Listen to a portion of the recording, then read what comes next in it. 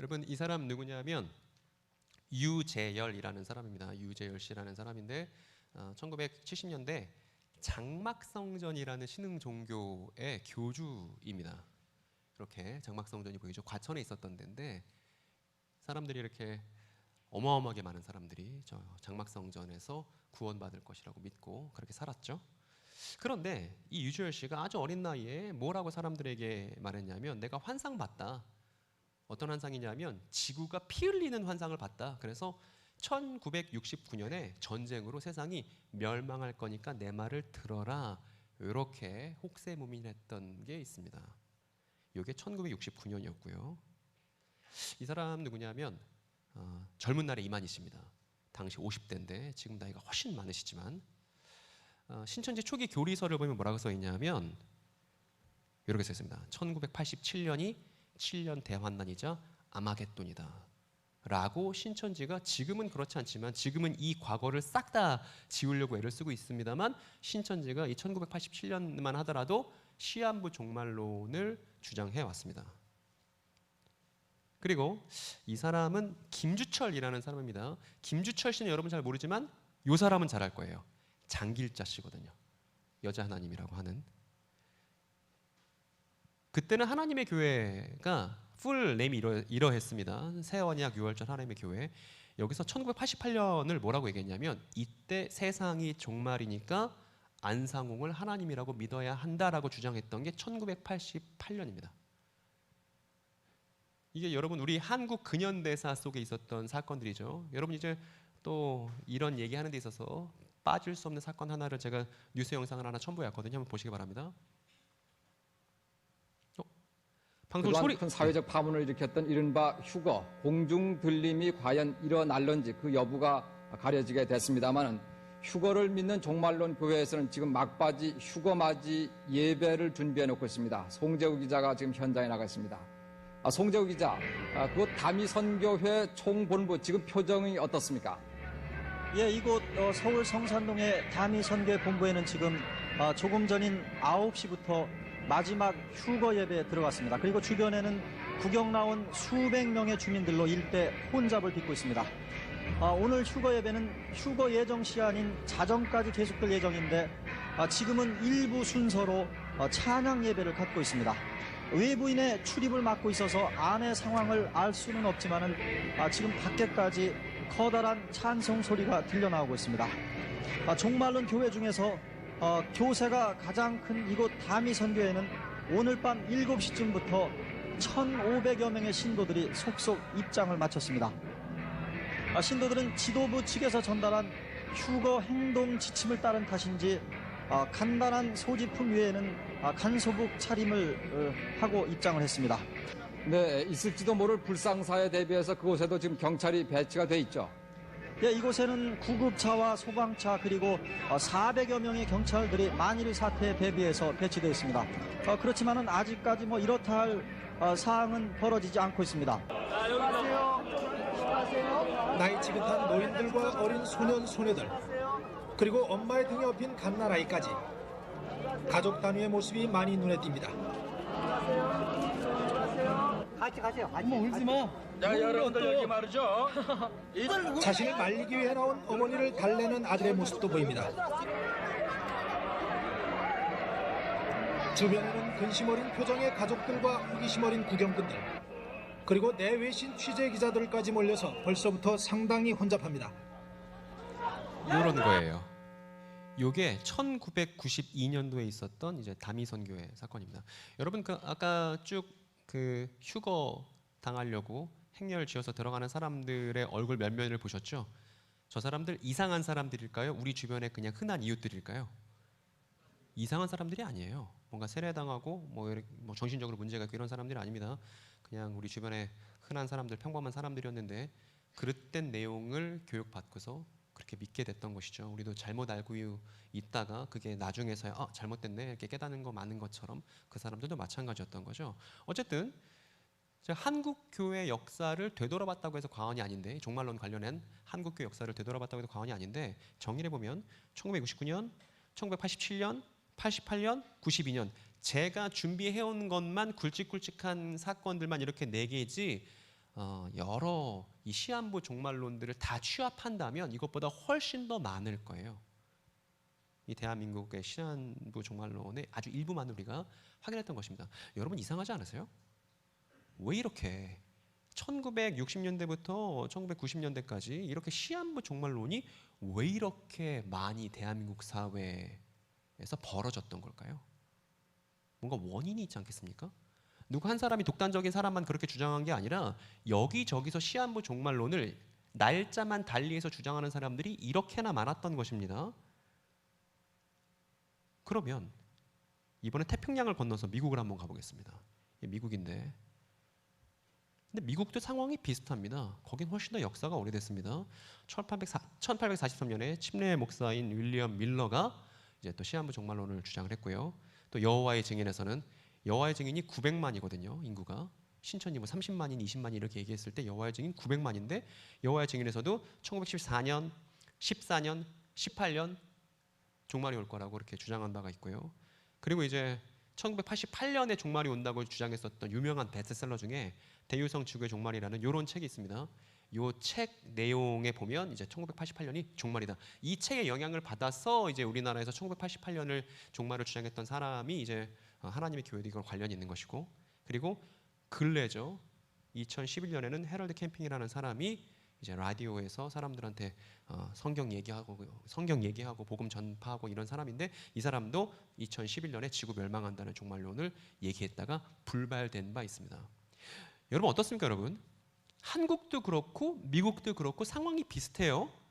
이 사람들 공통점 뭐냐면 휴거, 7년 대환란, 종말, 세상의 멸망 이런 키워드들을 갖고서 시한부 종말론을 주장했던 사람들이 한국에만 있는 게 아니라 이게 범세계적인 현상이었다는 것입니다. 지금 제가 드리고 싶은 얘기는 한국 사람만 이상해서, 한국 사람만 뭔가 특이해서 이 나라에서만 벌어진 게 아니라 이게 미국에서도 한국에서도 거의 전 세계적인 그런 규모를 갖고서 여기저기 세상이 망한다고 주장했던 사람들이 생겨났던 것이죠. 왜 그런 거냐면 그 당시 사람들이 열심히 성경을 연구했던 주류 신학 중에 뭐가 있었냐면 이 세대주의라는 것이 있었기 때문입니다. 혹시 여러분 들어보셨습니까? 세대주의? 세대주의 신학이라는 게 있습니다. 이게 디스펜셔널리즘이라고 하는데 이 디스펜사티오라고 이제 라틴어에서 온 건데 뭐냐면 각각 시대마다 하나님께서 일하시는 방식이 있다라고 주장하는 세대주의가 미국에서 아주 유행하고 있었고, 그 유행하고 있었던 영향을 누구도 받은 거냐면 우리나라도 직격탄으로 받은 거예요. 좀 더 제가 구체적으로 말씀드릴게요. 이 세대주의가 뭔지. 이 사람은 존 넬슨 다비라는 사람입니다.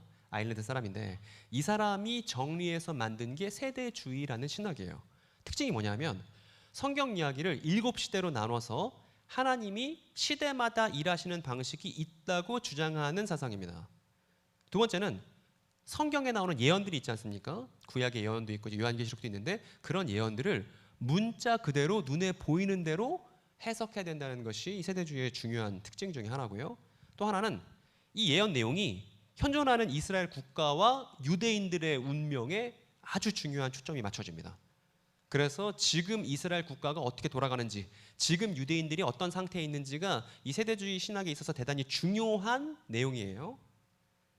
그리고 마지막으로 학문적으로는 이미 많이 쇠퇴했습니다. 이 세대주의를 주장하던 학자들이 많이 있었는데 전향하기도 했고 더 이상 고전적인 세대주의를 학문에서 진지하게 다루지는 않습니다. 그래서 여러분 가르치는 목회자분들이나 전도사님들이 신학교 가서 세대주의 신학을 배웠을 리라고는 볼 수 없는, 이미 학문적으로는 많이 이제 시기가 지나간 그런 것이라 할 수 있습니다. 그런데 문제는 뭐냐면 학계에서는 더 이상 세대주의를 진지하게 생각하지 않을지라도 여전히 사람들의 마음속에는, 사람들의 생각 속에는 이 세대주의에 관련된 생각들이 남아 있어요. 특히 어떤 사람들에게? 미국 사람들에게. 제가 레딧에서 뭐 하나 찾아왔거든요. 이런 거 쉽게 볼 수 있습니다. 공전의 히트를 기록했었던 그 어벤져스 인피니티 워 있잖아요. 거기 타노스가 나옵니다. 타노스가 이렇게 핑거 스냅 딱 하면 지구의 절반이 어떻게 돼요? 싹 다 사라지잖아요. 근데 우리는 그걸 보면서 그렇게 하나 보다. 하지만 미국 사람들은 그걸 보면서 무슨 생각하냐 하면 저거 휴거다. 그래서 타노스 역할이 뭐다? 예수님이다. 예수님이 오시면 믿는 사람들이 다 하늘로 들려 올라간다는 게 휴거인데 저거 타노스 나온 거 예수님 닮았다. 이렇게 해서 밈이 만들어졌어요. 스냅처라고. 스냅이 뭐냐면 이거고 랩처가 휴거의 영어 단어거든요. 그래서 스냅처라는 단어가 미국 사람들에 의해서 만들어져서 유행처럼 돌기도 했습니다. 그래서 미국의 대중 속에 여전히 지금도 이 세대주의 신학에 관련된 내용들이 살아 있습니다. 그리고 여러분 보신 적 있습니까? 아마겟돈이라는 영화 보셨나요? 아마겟돈, 운석 날아와서 지구 박살나는 그런 영화인데 이 영화나 딥 임팩트라는 영화도 그때 비슷한 시기에 개봉했었는데 지구 멸망에 대한 얘기 미국 사람들이 영화로 많이 만들어냈죠. 그래서 이런 헐리우드 영화들 때문에 사람들이 종말 그림 무슨 생각해요? 내 보금자리가 박살나고 지구 멸망하는 그림들을 종말이라는 단어의 의미로 알고 있죠. 그리고 아예 예수 믿는 사람들은 다 어느 날 지상에서 사라지고 하늘로 올라간 다음에 남아있는 믿지 않은 사람들이 지구에서 개고생하는 영화를 만들기도 했습니다. 이거 원래 소설로도 있는데 레프트 비하인드라고 이것도 엄청나게 히트를 기록했었던 그런 소설이 있죠. 여러분 이 구절 보이십니까? 제가 한번 읽어볼게요. 그날 환난 후에 즉시 해가 어두워지며 달이 빛을 내지 아니하며 별들이 하늘에서 떨어지며 하늘의 권능들이 흔들리리라 라는 구절이 마태복음 24장에 있습니다. 여러분 세대주의적인 입장을 갖고 있는 사람은 이 구절을 어떻게 읽겠어요? 성경에 이렇게 쓰여 있으니까 지구가 박살나는 날이 미래의 어느 순간에는 찾아오겠네 라고 성경을 근거해서 그런 생각을 믿고 있는 사람들이 미국엔 너무나 많다. 여러분 그러면 미국에만 너무 많겠습니까? 우리나라에도 너무나 많습니다. 이게 또 문제가 되는데 어떤 거냐면 지금 말씀드린 이 세대주의 신학이 이스라엘 국가가 어떻게 될 것인지 이게 이제 예언의 성취라고 주장하다 보니까 지금 현존하는 이스라엘 국가가 어떻게 될 것인지에 지대한 관심이 있습니다. 그래서 중동 정세를 바라보는 정치적인 입장이 되기도 합니다. 그래서 1948년에 이스라엘이 건국됐고 또 1967년에는 예루살렘 구시가지를 점령하는 이스라엘이 점령하는 일이 있었고 또 최근에는 트럼프 정부가 대사관을 이전한 일이 있었는데 세대주의적인 관점을 갖고 있는 사람들은 이런 일이 벌어질 때마다 종말이 임박했어. 이제 아마겟돈이 임박했어. 라는 성경적 예언의 징조로서 이 이스라엘과 중동 사이에서 벌어지는 일들을 읽으려고 하죠. 이렇게 말입니다. 그리고 수영로교회는 그런 분들 계신지 모르겠습니다. 제가 얼마 전에 상담했었던 권사님도 그렇게 말씀하셨는데 권사님 어떻게 말씀하셨냐면 7년 대환란 전에 자기는 빨리 휴거됐으면 좋겠다고 그렇게 말씀하시는 권사님 계셨습니다. 혹시 여기 다 대부분 모태신앙들이신가요? 그렇습니까? 모태신앙 아니신 분도 계십니까? 몇몇 계시네요.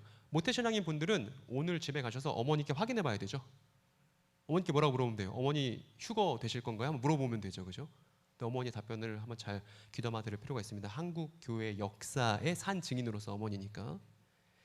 또 제가 한 친구 최근에 이제 상담했던 친구 있는데 그 친구 뭐라고 그랬냐면 재림이 안 왔으면 좋겠대요. 이 친구 재림이 올까봐 무서워서 잠을 못 자겠다고 하는 친구가 있었습니다. 왜냐하면 예수님 재림이 온다는 건 어떤 입장이에요?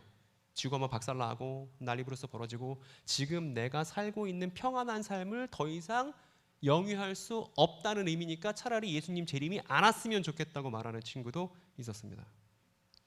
여기 그런 친구 계신가요? 여러분 예수님 재림 기대되십니까?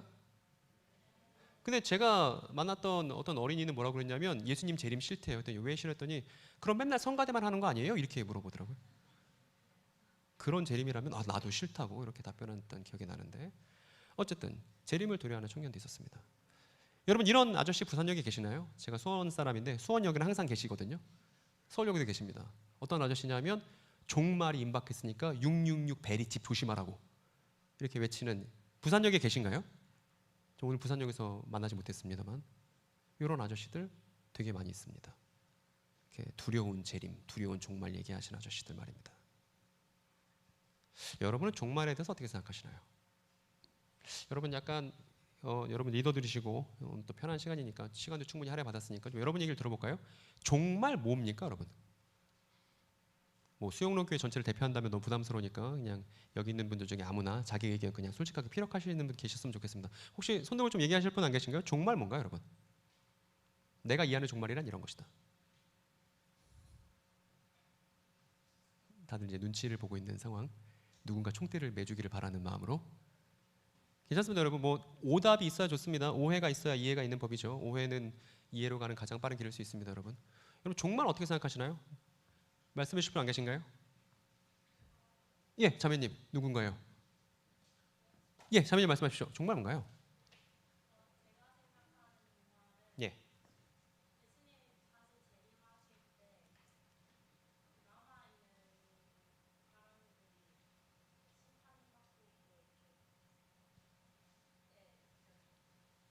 그러니까 예수님 재림하실 때가 종말이고 그때 이제 남아 있는 사람들이 심판받게 되는 그런 일들이 종말에 벌어질 것이다. 이런 내용이죠.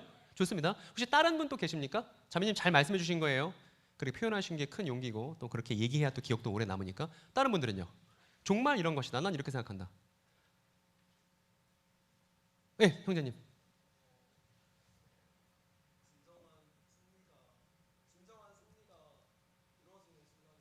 언제쯤 진정한 승리가 이루어질까요? 마찬가지로 자매님과 마찬가지로 예수님께서 재림하실 때 진정한 승리가 이루어질 것이고 그것이 종말이다. 이렇게 말씀하신 겁니다. 좋습니다. 자매님, 형제님 잘 말씀해 주셔서 감사하고요. 어쨌든 뭐 지구가 멸망하고 나의 보금자리가 파괴되고 사이비들이 종말 많이 얘기하니까 혹시 사이비 아닌가? 저희 그 조직 이름이 종말론 사무소잖아요.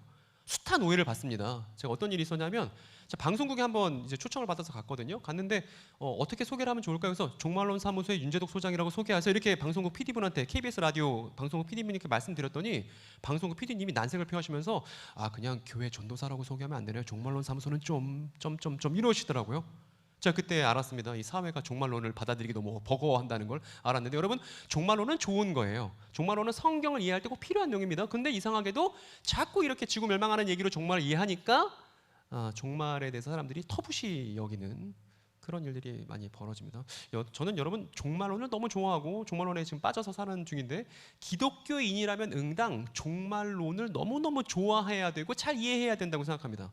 자, 어떤 일이 있었냐면 제가 한 번은 백화점에 친구랑 놀러 갔다가 이렇게 에스컬레이터 쭉 내려가고 있었어요. 근데 이제 에스컬레이터 맨 그 아래에 되게 잘생긴 청년이 저한테 뭘 종일 나눠주면서 종말론입니다 이렇게 얘기한 거예요.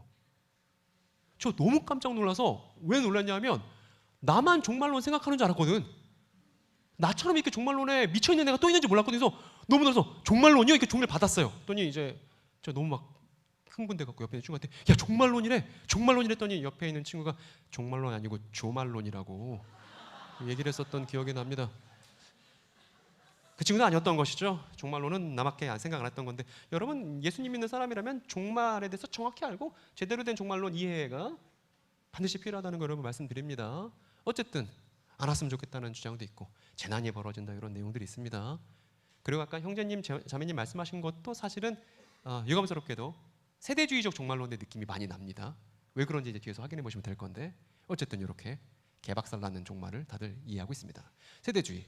그래서 우리가 한번 세대주의를 제대로 한번 이해해 보자. 그리고 세대주의의 종말론이 어떻게 문제가 있으며 제대로 된 종말은 어떤 것인지 우리가 확인해 보자. 요게 우리가 하려는 일입니다. 오늘.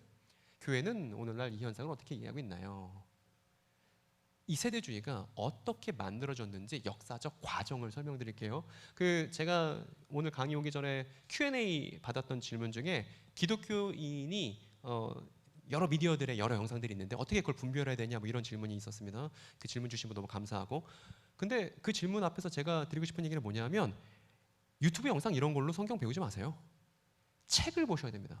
믿을 만한 연구자들을 따라서 책을 보는 게 맞지 여기저기 사람들 도파민 분비를 자극하는 여러 영상들로 간편하게 뭔가를 정보를 접하고 배우려는 생각 자체가 별로 그렇게 썩 바람직하지 않습니다.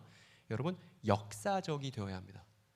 기독교인은 역사적이 되어야 돼요. 우리 지나간 일에 대해서 관심을 갖고 나 먹고 사는 거에 바쁘다고 지나간 일 관심 없이 그냥 눈앞에 있는 과제들만 막 이렇게 보고 이런 거 아니고 기독교인의 시야는 넓어서 과거를 돌아볼 수 있어야 됩니다. 과거의 사건들을 잘 갈무리해서 어떤 의미가 있는지 잘 연구하는 역사적인 사람이 크리스천인 거예요. 그래서 열심히 역사를 연구하다 보면 그 안에 답이 있습니다. 뭐가 있냐면 이 사람 누구냐면 루터예요. 종교개혁자 루터입니다. 이 사람은 깔뱅입니다.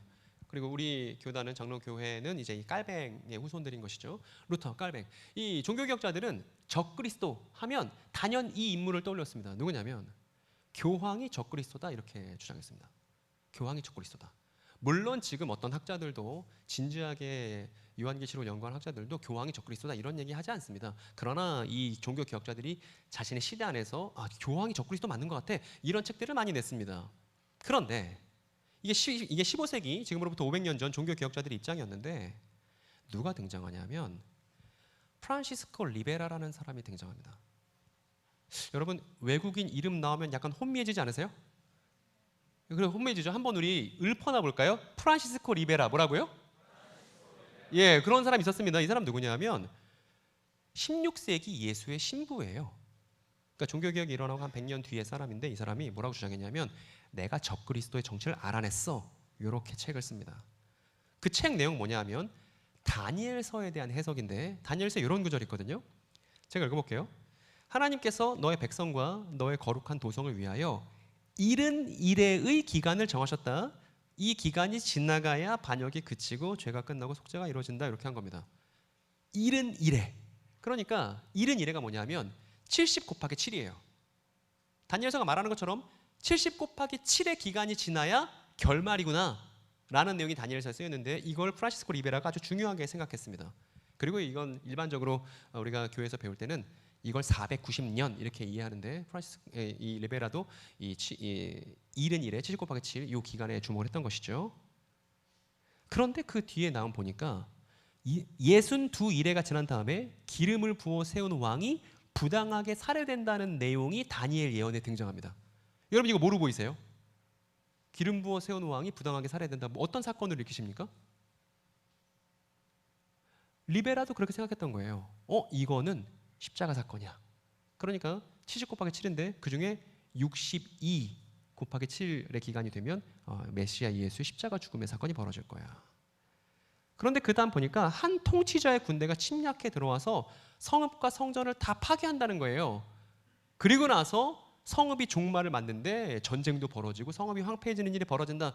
이걸 보고서 뭘 생각한 거냐면 이거 적그리스도야. 그리고 적그리스도가 와서 성읍이 다 엉망진창이 될 거야. 이렇게 생각한 겁니다. 그리고 다니엘 그 뒷내용을 보면 침략하여 들어온 그 통치자는 뭇 백성과 더불어 한 일해 동안에 굳은 언약을 맺을 거다. 한 일해. 그러니까 7 곱하기 7이죠. 그리고 한 일해의 절반이 지날 때 그 통치자가 그러니까 리베라가 읽기로는 적그리스도가 희생제사와 예물을 드린 일을 금할 것이다. 그리고 흉측한 우상을 세울 것인데 뭐 이런 내용이 다니엘서에 실제로 나옵니다. 그래서 이런 내용들을 재조합해서 16세기 예수의 신부가 본인의 결론을 가져오는데 어떤 결론을 갖고 오냐면 전체가 70 곱하기 7이잖아요. 71이잖아요. 이거를 반으로 뚝 자른 거예요. 아니 반이 아니죠.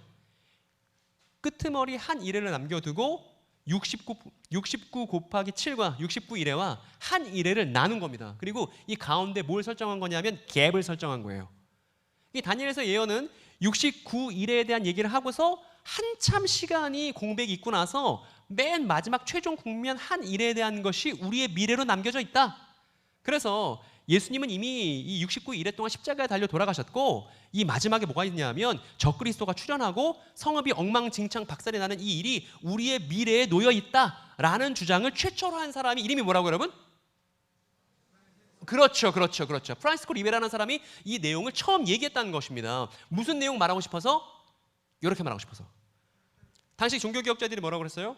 적그리스도 교황이야. 그런데 이 사람 예수의 신부잖아요. 가톨릭 사람이잖아요. 그게 싫었던 거예요. 그래서 아니야. 교황 아니고 적그리스도는 7년 대환란과 함께 미래에 나타날 사람을 말하는 거야 라고 종교개혁자들과 다른 입장의 다니엘서 해석을 갖고 왔단 말입니다.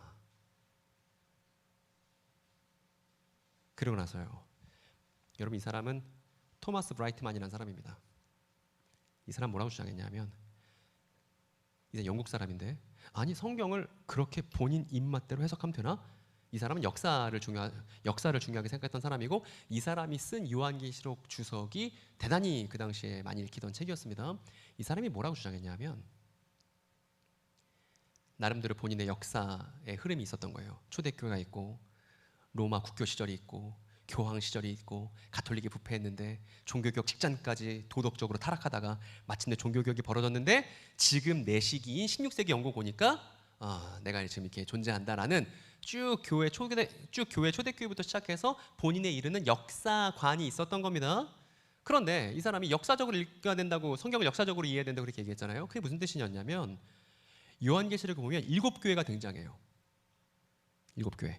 에베소 교회, 서머나 교회, 버가모, 두아디라, 사데, 빌라델비아, 라오디게아, 이런 7교회들이 등장하는데, 이 옛날 사람, 토마스 브라이트만이라는 옛날 사람은 본인이 살아오던 역사, 본인까지 이어졌던 그 역사의 시간이 7개의 초대교회와 맞물린다고 생각했던 사람입니다. 그래서 에베소 교회의 시대, 서머나 교회의 시대, 버가모 교회의 시대, 이렇게 각각 요한계시록 2, 3장에 나오는 7교회에 상응하는 시대들에 따라서 초대교회 이후 역사가 이어졌다고 주장해 온 거예요. 여러분, 청년 여러분, 들어보시기에 이것 합당한 해석이에요? 아니에요? 합당하지 않습니다, 여러분. 이게 자의적인 본인의 어떤 판단인 것이죠. 그래서 이 사람이 역사는 그 7교회에 따라서 7시대로 읽어야 하는 거야라는 주장을 폈던 사람이 토마스 브라이트만입니다. 그리고 이 사람은 본인의 시대를 무슨 시대라고 생각한 거예요? 라오디게아 교회 시대가 지금 우리 시대야, 이렇게 이해한 겁니다. 왜냐하면 여러분, 라오디게아 교회에게 예수님께서 뭐라고 말씀하시는지 요한계시록의 3장에 보면 나와 있는데, 뭐라고 말씀하시냐면 이렇게 말씀하세요. 네가 이렇게 미지근해서 뜨겁지도 않고 차지도 않으니까 나는 너를 입에서 뱉어버리겠다. 너 미지근한 신앙 갖고 있어? 이렇게 힐난하시는 부분이 이 라오디게아 교회에 대한 예수님의 발언입니다. 근데 여러분, 이 토마스 브라이트만이라는 신학자가 왜 라오디게아 교회 시대를 자기의 시대라고 이해했을까요? 왜 16세기 영국이 이 라오디게아 교회 시대라고 생각했을까요? 본인이 보니까 종교개혁이 일어난 지 100년밖에 안 됐는데 사람들의 신앙이 어떤 것 같아요? 뜨뜻미지근한 것 같은 거예요. 그러다 보니까 지금 우리가 라오디게아 교회 시대를 살고 있네라고 성경의 입장을 본인의 입장처럼 지금 사용해서 시대를 7개로 토막을 냈다는 것입니다. 이게 16세기 영국에서 벌어졌던 겁니다. 여러분, 지금 이거 왜 하나 싶을 겁니다. 근데 잘 따라오세요. 뒤에 결말이 있으니까. 여러분, 이 사람들은 어떤 사람들이냐면 제5왕국파라는 사람들입니다. 제5왕국파. 다니엘에 보면 5개의 왕국이 등장합니다. 5개의 왕국. 하나는 이제 사자와 같은 짐승이 다스리는, 사자와 같은 짐승이 그 왕국으로 나오고, 두 번째는 사람을 잡아먹는 곰 짐승으로 표현된 왕국이 등장하고, 그 다음에 머리가 4달린 표범, 그 다음에는 쇠로 된 이빨을 갖고 있는 그런 이스라엘 사람들을 괴롭게 하는 왕국들이 등장하다가 최종적으로 5번째 왕국이 뜨인 돌의 나라, 인자의 나라라고 하는 최종적인 나라가 5번째에 나옵니다. 그런데 이 제5왕국파라는 사람들은 어떤 사람들이냐 하면 이 4가지 왕국이 우리의 지금 현실이고, 미래가 되면 5번째 이 완전한 나라가 도래하게 될 거야 라고 미래에 5번째 왕국이 도래할 것에 최선을 다해서 믿고 전쟁까지 벌였던 사람들이 이 제5왕국파라는 사람들이에요.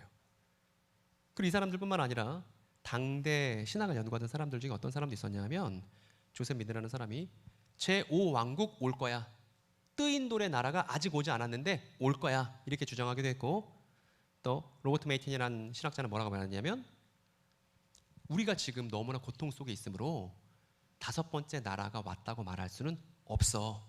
그러니까 이 5번째 나라, 최종적인 나라는 미래에 반드시 올 거야 라고 주장했던 영국의 신학자들이 있었습니다.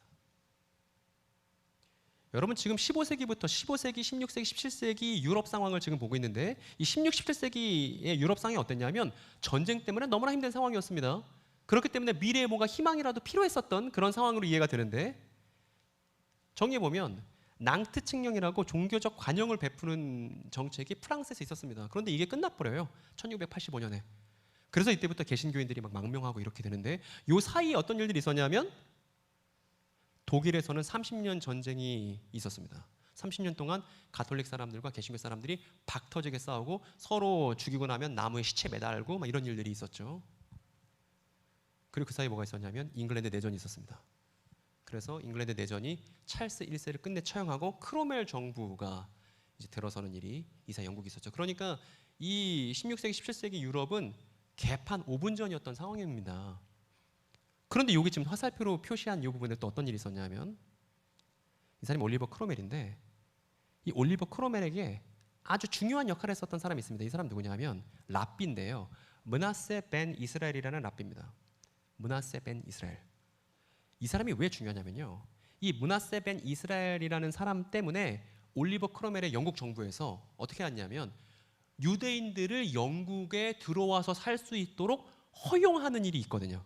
이게 1656년입니다. 유대인의 영국 귀환을 허용하는 일이 이 올리버 크로멜에 있었습니다. 누구의 영향이 있었냐면 이 므낫세 벤 이스라엘이라는 사람의 영향이 있었어요. 근데 이 사람이 뭐라고 주장했던 유대인이냐면 종말이 되면 지금은 유대 지파와 베냐민 지파, 이 유대 지파랑 베냐민 지파 하면 유대인이잖아요.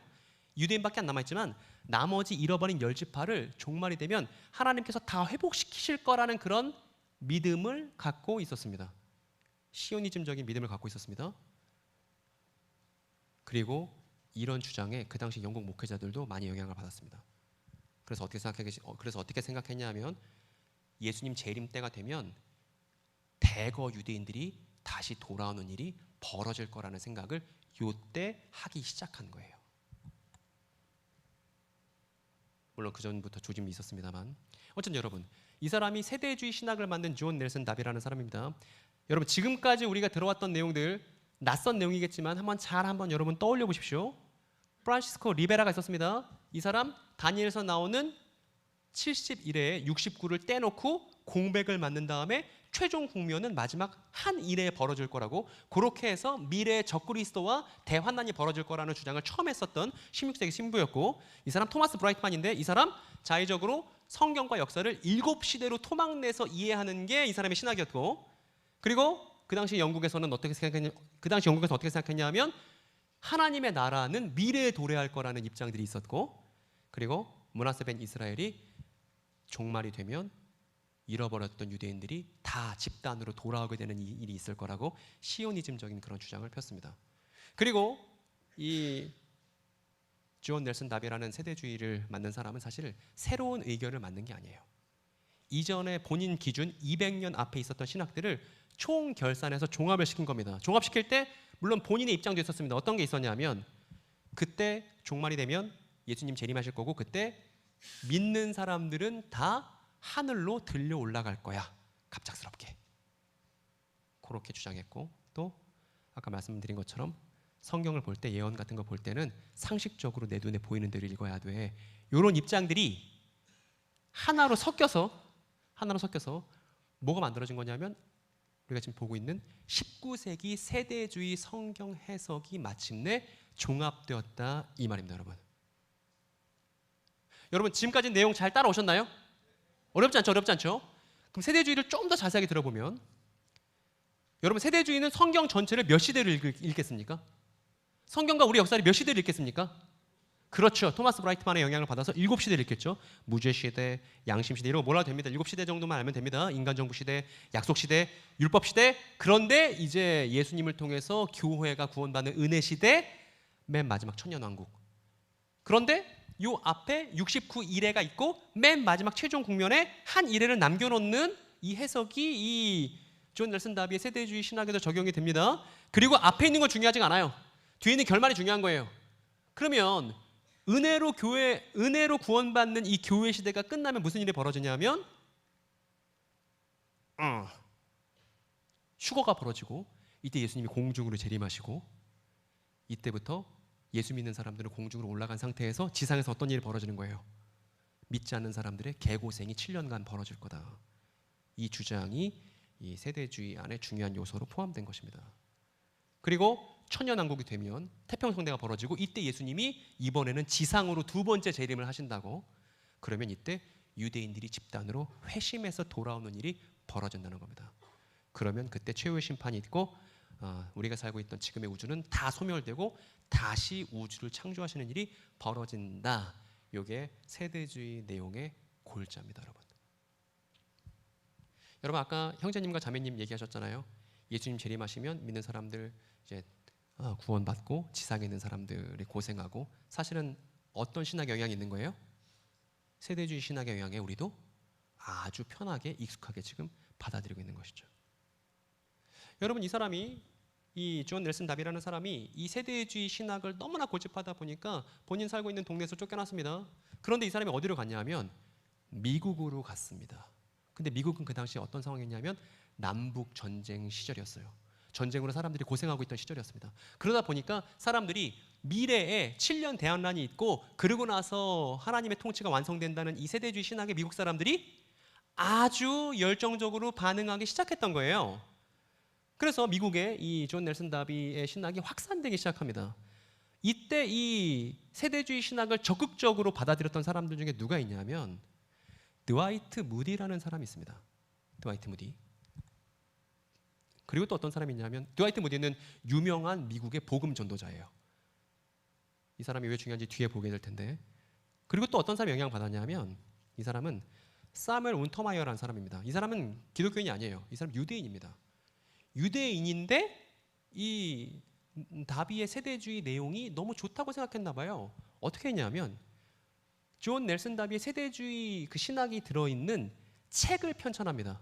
스코필드 주석성경이라고 하는 책을 이걸 무려 옥스포드 출판사에서 출간을 해갖고 이게 전 세계로 확산되는 일이 누구에서 벌어지냐면 시온주의자였던 사무엘 운터마이어에 의해서 이 일이 진행됩니다. 그래서 이때부터 세대주의 신학이 전 세계로 이 스코필드 주석성경과 함께 퍼져나가기 시작했던 거예요. 그리고 아까 제가 드와이트 무디가 아주 유명한 복음 전도자라고 했잖아요. 이 드와이트 무디가 19세기에 학생 자원 운동에 의해서 조선 선교 학생 자원 운동을 펼쳤는데 SMV라는 학생 자원 운동을 펼쳤는데 이때 이 드와이트 무디에게 영향을 많이 받았던 사람들 중에 선교사로 파송된 사람들이 있는데 그 사람들이 어떤 사람들이냐면 언더드 선교사님, 아펜첼러 선교사님이 드와이트 무디에게서 배운 사람들입니다. 그럼 세대주의적인 입장이 있겠어요, 없겠어요?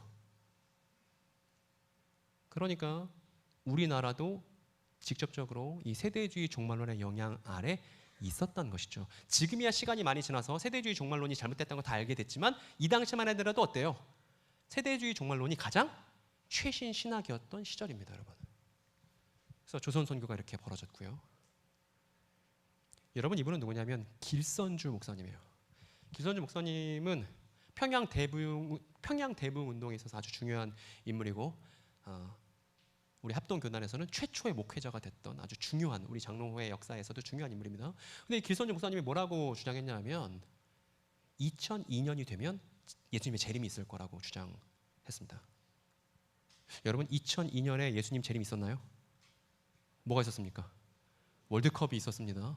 그러니까 잘못된 내용이었지만 물론 훌륭하신 분이지만 우리의 신앙에 있어서 아주 중요한 선배님이지만 그럼에도 불구하고 종말론에 있어서는 그릇된 내용, 그릇된 사상을 갖고 있었다는 거죠. 여러분 이분 얼굴을 모르는 젊은 세대들이 많더라고요. 레전더리한 인물인데 누군지 아십니까? 조윤기 목사님이에요. 근데 조윤기 목사님도 세대주의의 영향을 많이 받으신 분이에요. 그래서 뭐라고 주장했냐면 1998년에 휴거가 있을 것이라고 1984년 설교에서 그렇게 언급했습니다. 무슨 얘기인가요, 여러분? 무슨 얘기예요, 그러니까? 존 넬슨 다비가 종합했었던 그 지난 200년의 다비를 기준으로 해서 다비를 기준으로 해서 그 시대를 기준으로 해서 200년 동안 있었던 신학들을 잘 종합해서 세대주의 신학이라는 것이 정초되었습니다. 이것이 미국 전역에 남북 전쟁이 있을 때 퍼져나갔고 이게 어디까지 영향을 미친 거예요? 우리나라에도 영향을 미친 거예요. 그래서 세대주의 종말론이 미국에도 그렇고 우리나라에도 그렇고 너무나 익숙하게 된 데는 이런 과거의 원인들이 사연들이 있었다는 것입니다.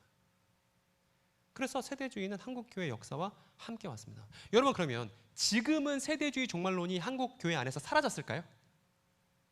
어떻게 생각하십니까? 제가 영상 하나 갖고 왔거든요. 한번 영상 한번 보시기 바랍니다. 잘 들어보세요. 이제 여러분 분별할 수 있습니다. 제가 교육했던 효과가 있을 거니까 잘 분별할 수가 있어요. 듣고서 한번 판단해 보세요. 여기서 신학자들이고 교수들이고 다 성경학자들이 여기서 착신상이에요. 그러니까 69일에와 한일의 사이에는 이방인의 때가 있다는 거예요. 무슨 때가? 지금도 이가 이방인의 때야. 지금 현재 우리가 이방인의 때가. 아멘. 그게 지금 거의 2000년이 지나고 있어요. 어떻습니까, 여러분? 지금 누군지 아시나요? 전광훈 씨예요. 근데 전광훈 씨가 지금 사람들에게 가르치고 있는 종말론은 정확히 뭐예요? 세대주의 종말론인 것이죠. 근데 아까 앞에 뭐라고 그랬죠? 뭐 성경학자들이건 신학자건 다 착시 현상을 일으켰고 자기는 진실을 알고 있다고 얘기하잖아요. 그리고 설명한 게 뭐예요? 세대주의 종말론에 입각해서 지금 사람들을 가르치고 그 사람의 활동이 이 종말론의 입장에서 결정되는 내용들이라는 걸 확인할 수 있죠. 하나만 제가 영상 클립 갖고 왔는데 이것도 한번 봐보세요. So now is the time to save the 그 Gentiles. 요한계시록을 말하면 뭐냐면 So the terms of 1장, 2장, Revelation. 3장을 통과하고 있는 거예요. We are going through 3장 중에서도 마지막으로 라오디게아 교회 chapter 1 through 여기까지 3 지금 온 거야. at the time of 아멘. Laodicea. 보셨습니까, 여러분? 어떻습니까? 아까 라오디게아 교회 시대가 자신의 시대라고 말했던 건 사실 정광훈 씨가 원조가 아니죠. 누가 원조였어요? 이름 기억납니까? 그렇죠. 토마스 브라이트만이 원조였죠. 그러니까 그 시절 했었던 세대주의에 영향을 미쳤던 그 사상이 오늘날도 여전히 대중들의 인식 속에 남아있고, 이 정광훈 씨의 설교를 듣는 많은 어머니들은 저걸 고지고대로 또 믿지 않겠습니까? 그러니까 지금 여전히 세대주의 신학이 학문에서는 진지한 평가를 받지 못하지만 여전히 대중들의 인식 속에는, 미국 사람들의 생각 속에서, 또 우리나라 사람들, 우리나라 기독교를 접했던 사람들의 생각 속에서 아주 자연스럽게 남아 있다는 걸 확인해 볼 수 있습니다. 그러니까 우리가 종교개혁부터 역사를 쭉 훑어서 이렇게 왔는데 여전히 지금도 이 세대주의 문제가 현재 진행형이라는 것을 우리가 확인하게 된 것이죠. 아까 그 정광훈 씨 영상에 보니까 이런 화면 띄워놓고서 사람들 가르쳤잖아요. 가운데가 뭐예요? 69일에와 한 일회 사이에 갭을 만들어 놨었던, 여러분 누군지 기억납니까? 16세기 예수의 신부 이름? 그렇죠. 프란시스코 리베라가 말했었던 그 갭이 정광훈 씨 가르치는 내용에도 고스란히 들어있다는 것이고, 이분인데 정광훈 씨는 지금도 이제 생존하고 있는 인물이잖아요. 여전히 세대적 영향 속에 많은 사람들이 이런 내용들이 진실이라고 배우고 있는 상황이다. 근데 여러분, 정광훈 씨는 유감스럽게도 이제 반성경적이고 비신앙적이고 비신학적이라고 주 8개 교단에서 이단 사이비 대책위원장 연합회들이 모여서 이렇게 결의한 적이 있었고, 또 한기총에서는 이단 규정이 있었고, 또 집회 참여 금지가 우리 교단 수영로교회가 소속되어 있는 예장 합동에서 2021년에 집회 참여 금지가 106개 총회에서 결의가 됐었죠. 그러니까 잘못된 내용이라는 거 이미 알려졌음에도 불구하고 여러분, 교단 결정 여러분 신경 쓰시나요? 교단 총회의 결정 사항에 대해서 잘 전달받고 유념하고 계시는 청교분 계십니까? 잘 없죠, 그죠? 교단 총 홈페이지 들어가서 막 찾아보고 이런 사람들 잘 없죠. 근데 교단 결정 되게 중요합니다. 교단 신학자들이 열심히 연구한 결과니까. 정광훈 씨 이렇게 얘기했습니다. 지금은 라오디게아 시대. 그러니까 아마 본인 생각하기에 지금 사람들의 신앙이 되게 뜨뜨미지근하다는 판단을 한 거죠. 누구처럼? 토마스 브라이트만처럼. 그리고 이 사람은 누구냐면 정동수 씨예요. 이분도 구독자 50만 명, 58만 명에 육박한 거대 채널을 지금 운영하고 있는데, 이분도 세대주의를 알리는데 아주 열심인 분입니다. 근데 이분도 우리 교단에서 이단성 참여 금지 어미 경계 이렇게 했는데, 이분은 또 어떤 주장을 또 추가를 하냐면 킹 제임스 성경, 이 16세기에 만들어졌던 성경만이 오류 없는 유일한 성경이다, 이런 주장에서 이단성이 있다고 또 결의가 된 분입니다. 여기 뒤에 보이시는 그림을 보면 우리가 앞에서 배웠던 세대주의 내용 그대로입니다. 여러분, 충격적인 건 뭐냐면 지금 이 채널, 여러분 보고 계신 채널은 구원파 채널이에요. 구원파 교리를 가르치는 이한규 TV라는 채널인데, 여러분 구원파에서 가르치는 종말론 어떻습니까? 구원파 종말 어때요? 저기 62일에 보이시죠? 그리고 69일에, 그리고 마지막 한 일회가 미래로 이렇게 빠져 있죠? 그 밑에 7년 대환란 보이시고 맨 마지막 결말이 천년왕국 보이십니까? 전형적인 구원파 종말론은 뭐예요? 세대주의 종말론이죠. 그러면 이단이든 이단이 아니든 할 것 없이, 아까 조영기 목사님도 그랬으니까, 길선주 목사님도 그랬으니까, 그러니까 지금 한국 교회는 세대주의 영향에 아주 영향을 지대하게 받았다고 말할 수 있는 것이죠. 여기 이제 이방인의 때 갭이 보이시죠? 그래서 구원파의 성경에서도 마찬가지입니다. 그러니까 우리가 처음에 봤었던 재림 안 왔으면 좋겠어요, 지구 파괴되는 거 아니에요, 마지막에 다 대환란 벌어지고 그 다음에 최종 국면 있는 거 아니에요, 이렇게 믿었었던 게 정체가 뭐였냐면 세대주의 신학에 입각한 종말론이었구나. 사람들이 종말 무섭습니다, 종말 나중에 큰일 나는 거 아닙니까? 라고 주장했던 건 다 그 근거가 어디였던 거예요? 세대주의 종말론에서 말하는 종말이 사람들에게 두려움을 주는 종말론이었구나 라는 걸 우리가 역사 안에서 확인할 수 있게 된 것입니다. 그럼 이 두 번째입니다, 여러분. 여러분, 이 종말은 어디서 온 걸까요? 종말이란 말. 다비의 사상 중에 중요한 게 뭐냐면 문자주의라고 얘기하는데 이렇게 얘기합니다. 다비의 성경 읽기 방법은 상식적인 전통에 기반을 두고 있었으며 단어와 의미 사이 평이한 상응을 가정했다라고 이제 세대주의 부상과 침몰이라는 책에서 데니얼 허먼이 얘기했는데 무슨 얘기냐면 단어를 봤을 때 즉각적으로 상식적으로 이해되는 의미로 이해하는 게 세대주의의 방식이었다는 겁니다. 여러분 이 방식 괜찮습니까? 성경에 어떤 단어가 있었을 때 그 단어를 딱 읽었을 때 상식적으로 즉각적으로 딱 느낌이 오는 그것으로 이해하는 것, 이거 성경 연구의 바른 방법일까요? 그렇지 않습니다, 여러분. 성경 이해의 첩경은 뭐냐면, 여러분 죄송합니다. 따라해 봅시다 우리. 성경 이해를 위해선 1세기 유대인의 관점으로 돌아가야 한다. 뭐라고요? 당연한 겁니다, 여러분. 여러분이 일기장을 썼어요. 근데 일기장을 땅에 묻어놨습니다. 시간이 2000년이 흘렀어요. 2000년 뒤에 땅을 파봤는데 누군가가 여러분의 일기장을 발견했어요. 그래서 그 시대의 연구가들이 여러분 일기장을 연구하려고 합니다. 누구의 관점으로 그 일기를 연구해야 그 일기에 쓰여있는 의미를 파악할 수 있죠? 당연히 그 일기를 쓴 여러분의 입장에서 파악을 해야 되는 거 아니겠습니까? 근데 갑자기 어떤 할아버지가 옆에 쓱 나타나더니 그 일기에 대해서 내가 잘 알지. 뭐예요? 사짜죠? 거짓말쟁이죠? 글은 그 글을 썼던 그 시대의 관점으로 돌아가야만 비로소 그 글의 의미를 제대로 이해할 수 있는 것입니다. 그렇기 때문에 큐티를 조심해야 되는 거예요. 내 관점, 내 생각으로 보는 게 아니고 그 시절 그 시대로 돌아가서 성경 본문을 이해하지 않으면 우리는 언제나 성경 본문을 오해할 수 있는 것이니까요. 제대로 된 방법론을 갖추는 게 필요합니다. 이렇게 다윗처럼 상식에 기댄 평이한 의미로 이해하는 게 아니고 1세기 유대인의 입장을 숙고해 보는 것이 아주 중요한데, 유감스럽게도 세대주의가 창궐했을 때, 세대주의가 각광받았을 때 그 당시는 1세기 유대인에 관한 면밀한 연구가 없이 종말에 대해서, 신학에 대해서 연구했다는 거예요. 그게 문제였다는 것입니다. 다윗은 유대인의 종말을 알지 못했습니다. 그래서 종말, 세상 끝하면 상식적으로 직관적으로 이해되기를 그럼 끝나는 거 아닌가? 다 망한다는 거 아닌가? 이렇게 이해했다는 거예요. 근데 종말은 그게 아니라는 것입니다. 그래서 좀 더 다비의 입장을 들여다보면 세대주의에서 종말과 하나님 나라 어떻게 말하는지 돌아보면 십자가가 있죠. 근데 이거 62일입니다. 그리고 나서 갭이 있어요. 이 갭을 여러 가지 명칭으로 부릅니다. 세대주의에서 이방인의 때라고 부르기도 하고 교회 시대라고 부르기도 하고 은혜 시대라고 부르기도 하는데, 마지막 한 일회가 남고 한 일회 동안 뭐가 벌어져요?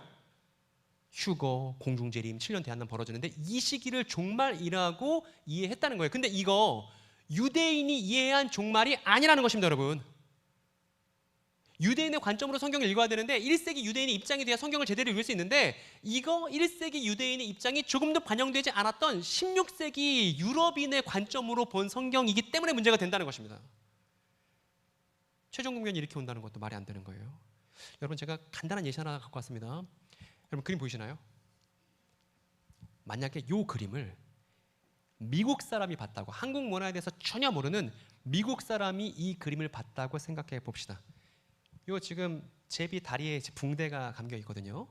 붕대가 감겨 있는 이 제비의 의미를 이 미국 사람이 알겠어요? 모르겠어요? 알 수가 없어요.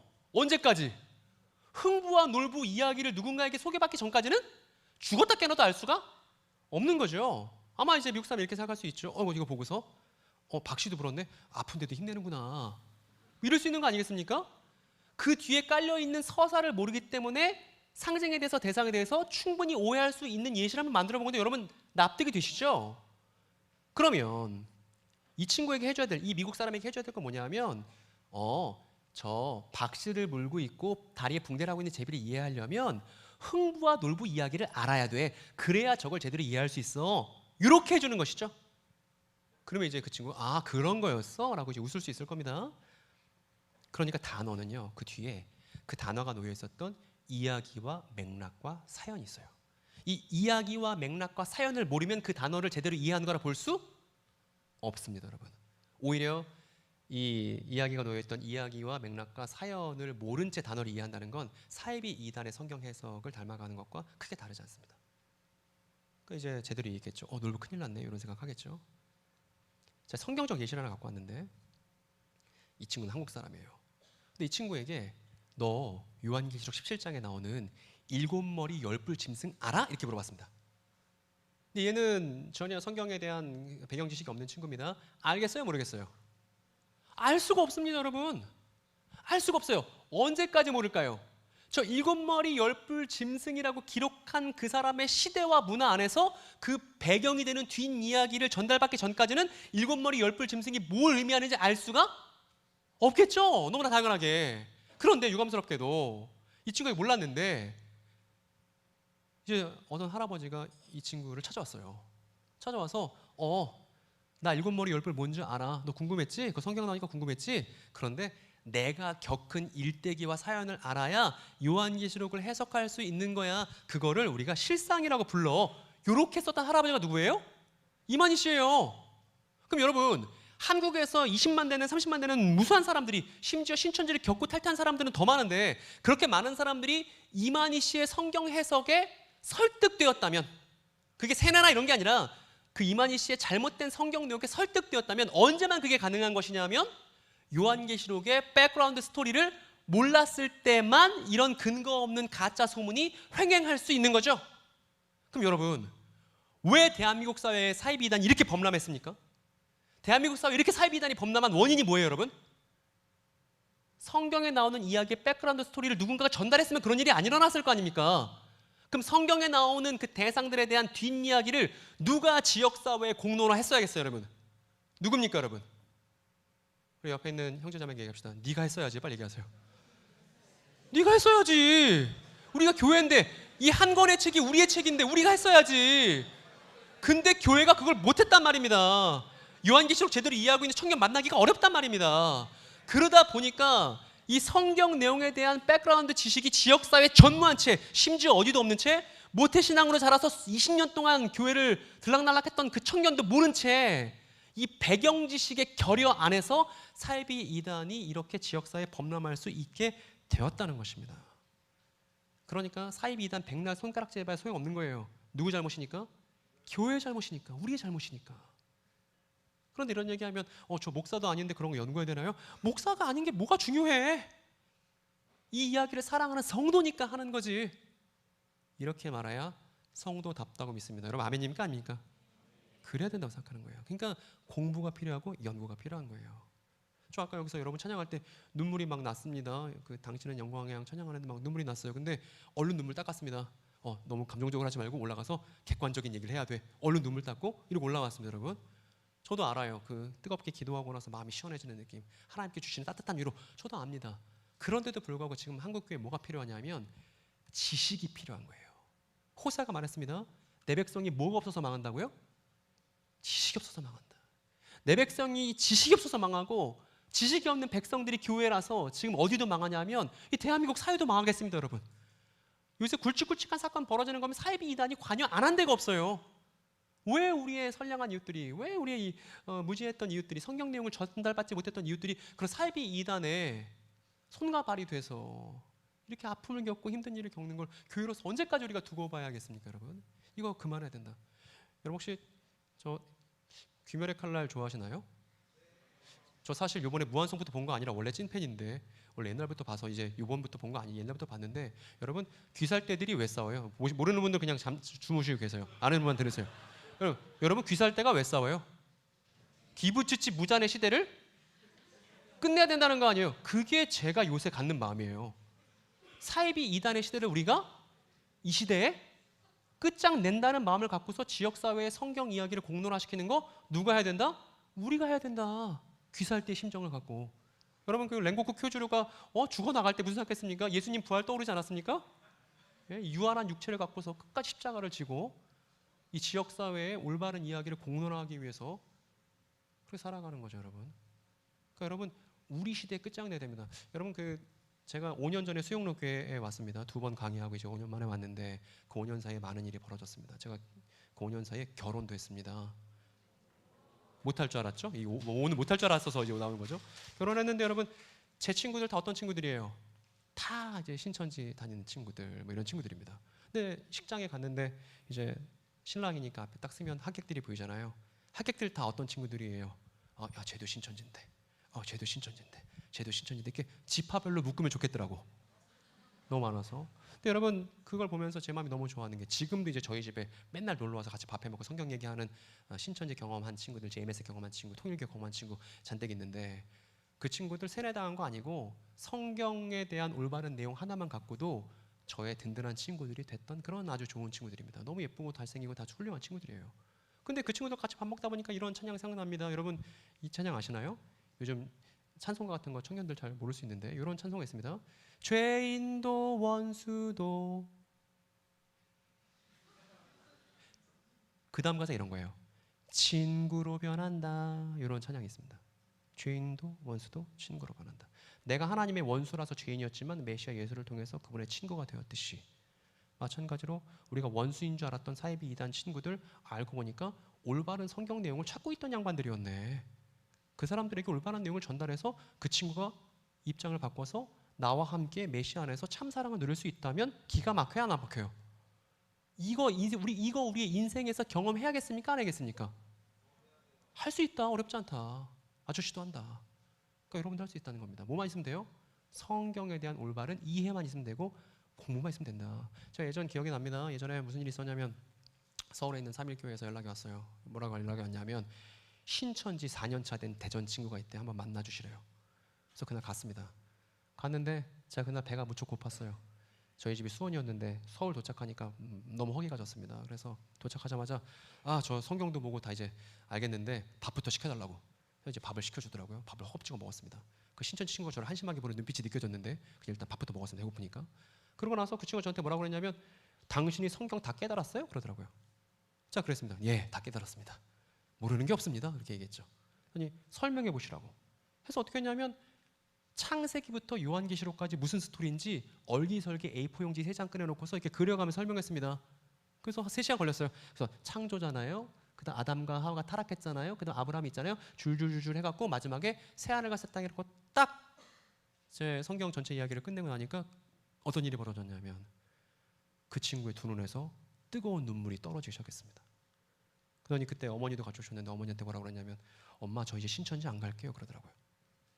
여러분 이게 세뇌입니까? 이게 세뇌로 보이십니까? 이거 세뇌가 아니라 본인이 잘못 알고 있는 거 교정해서 교육한 거 아니에요. 그러더니 삶의 올바른 결정을 한 거 아닙니까?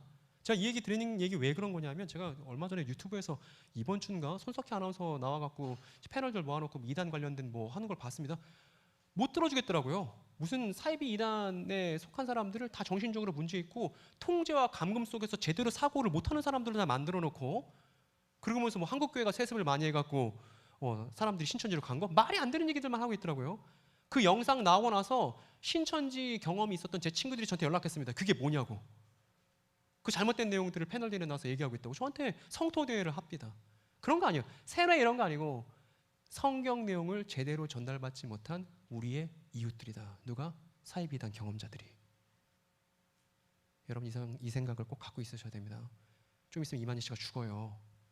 그 전에 우리가 준비를 갖춰야 됩니다. 그 사람들에게 참된 소망을 갖출 준비를 지금 해야 된단 말입니다. 언제까지? 사이비단 교주들이 죽어나가기 전에 준비를 해놔야 그 사람들 우리가 위로할 수 있지 않겠습니까? 진실한 내용들을 갖고. 여러분 그렇게 하실 거예요? 안 하실 거예요? 하실 거예요? 안 하실 거예요? 맨날 뭐 전도가 어렵다 뭐 한다면 이런 얘기 합니다. 교회 사람들이 안 온다. 그게 무슨 얘기예요? 우리가 가면 되는데.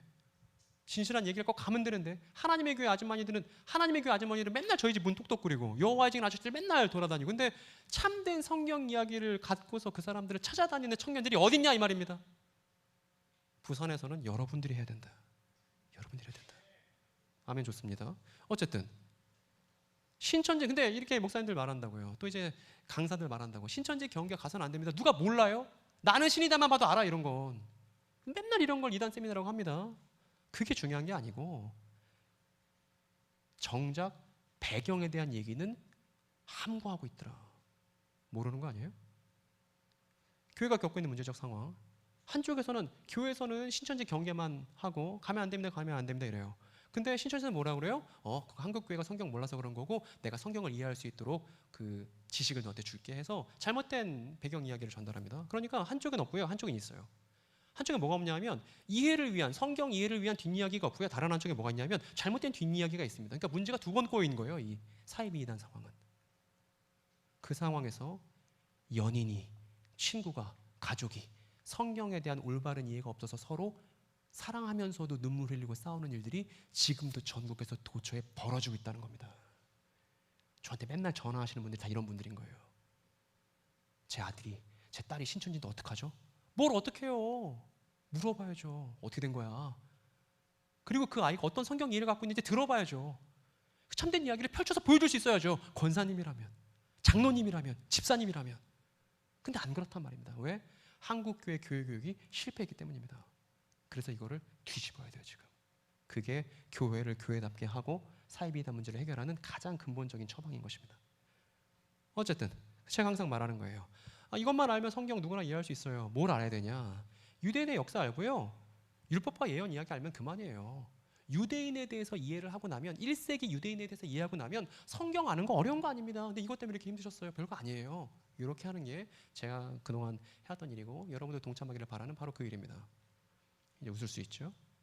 어쨌든 여러분 이제 종말에 대해서 얘기를 하고 싶은데 여러분 말이 있잖아요. 말이 현실화된다면 물론 이제 우리는 인간이니까 우리가 한 말이 무조건 현실화된다고 말할 수는 없을 겁니다만 이 말이 하나님의 말이라면 다르죠. 하나님의 말은 반드시 현실화되죠. 맞죠 여러분? 하나님의 말이니까. 그런데 종말은 어떤 뜻이냐면 이 하나님의 말씀이 안 이루어지는 것 같다가 마침내 그 말씀대로 현실화가 되면 그 현실화된 그 시기를 뭐라 불러요? 종말이라 부르는 겁니다. 여러분 이해되십니까? 하나님 말씀의 성취의 그 시기가 종말의 본 뜻이다 이겁니다. 그래서 하나님의 말씀은 다 종말론적이다 이렇게 말할 수 있습니다.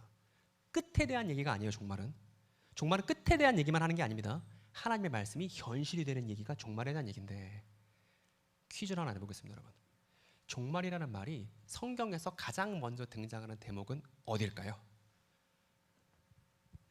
혹시 여러분 아까 제가 얘기 들었는데 그 저녁을 다 못 드셨죠? 그 먹으면서 해도 됩니다.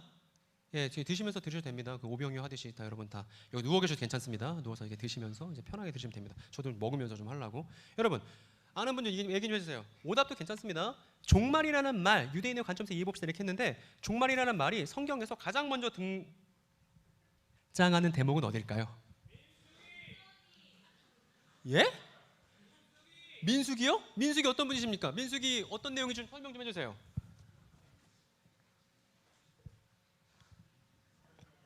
어떤 형제 민수기 여자 이름이에요? 여자친구 이름인가? 왜 민수기예요? 민수기 어디예요? 무슨 내용이요? 민수기까지만. 예. 너무 답변이 자신감 넘쳤기 때문에 안 들어볼 수가 없었어. 민수기 왜 종말 처음이에요? 어디예요?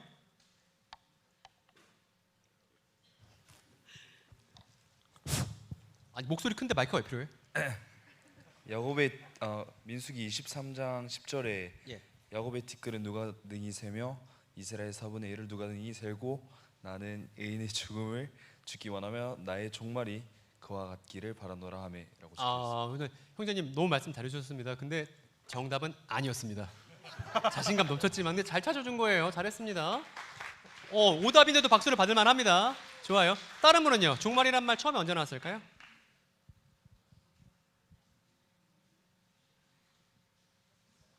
저 생각해보니까 저 열차가 8시네 빨리 가겠다. 여러분 제가 얘기할게요. 여러분 종말이란 말이 종말이라는 말이 성경에서 가장 처음 등장하는 대목은 민수기 좋은 시도였습니다만 그것보다 훨씬 더 앞쪽에 있습니다.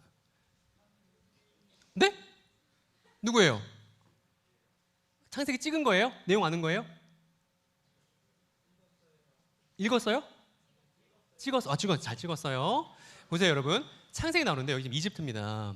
이 사람이에요. 이 사람이 종말을 처음 얘기한 사람입니다. 누구냐 하면 이 사람이 이제 아들들이 많은 사람인데 이제 이집트가 고향은 아닙니다. 근데 이집트에서 살게 됐습니다. 자기 아들 중에 한 명이 출산하는 바람에. 그래서 이 아버지가 아들들을 모아놓고 유언을 하는 대목이 창세기 끄트머리에 나옵니다. 이 사람 누구게요? 야곱이죠, 그죠?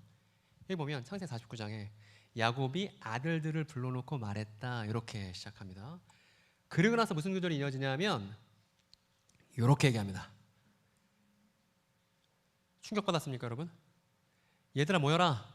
내가 너희에게 뭘 말해준다고요? 마지막 때 올 것들에 관해 말해줄게 라고 말합니다. 이때 이 마지막 날들이 어떻게 번역되냐 하면 마지막 날도 되고 종말도 되고 세상 끝도 되고 말세도 되고 후일도 되고 말일도 되고 다 똑같은 거예요. 근데 다 어떤 의미예요? 야곱이 12아들들에게 유언했던 것이 이루어지는 시기가 뭐다? 종말이다. 이렇게 말할 수 있습니다, 여러분. 그럼 궁금하지 않으세요? 야곱이 대체 아들들에게 뭐라고 유언을 했길래 그게 종말일까 궁금하지 않으십니까? 이 사람 누구냐면 제가 12아들 다 오늘 읊을 수는 없고 한 명만 제가 데려왔는데 얘는 유다라는 아들이에요. 그런데 유다에게 이렇게 얘기합니다. 여러분 같은 목소리고 우리의 이야기니까 우리 모두의 이야기니까 같은 목소리 한번 읽어보겠습니다. 유다야부터 시작. 유다야 너는 사자새끼란다. 왕의 지팡이가 유다를 떠나지 않고 통치자의 막대기가 자손 만대까지 이를 거야. 권능으로 그 자리에 앉을 분이 오시면 모든 민족이 모일 거야 라는 게 벌어지면 그 시기가 뭐예요? 종말이라고요. 여기 써 있잖아요. 왕의 지팡이가 있는데 통치자의 막대기가 있는데 권능으로 그 자리에 앉으실 분이 오시고 모든 민족이 그에게 모이면 그때가 뭐예요? 마지막 날들이고 종말이다. 이렇게 얘기했단 말입니다. 그래서 모든 민족을 소집하는 유다의 왕이 등장하는 시기가 종말이다 라는 걸 우리가 창세기에서 확인해 볼 수 있습니다. 그리고 이 사람은 발람이라는 사람인데 민수기가 이제 나왔네요. 여기 보면 민수기 24장에 이런 내용이 있습니다. 이제 나는 내 백성에게로 돌아가거니와 들으소서. 내가 이 백성이 후일에 당신의 백성에게 어떻게 할지를 당신에게 말하겠습니다. 이렇게 말합니다. 여러분 이때 종말과 같은 의미인데 번역만 달리 된 표현이 있거든요. 뭐가 보이세요? 뭐가 보이세요? 종말이라고 써도 되는데 달리 번역된 표현이 보입니다. 뭐가 보이세요? 그렇죠. 이것도 종말이에요. 근데 어떤 내용이냐 하면 나는 한 모습을 본다. 발람이 말하는 겁니다. 예언자가.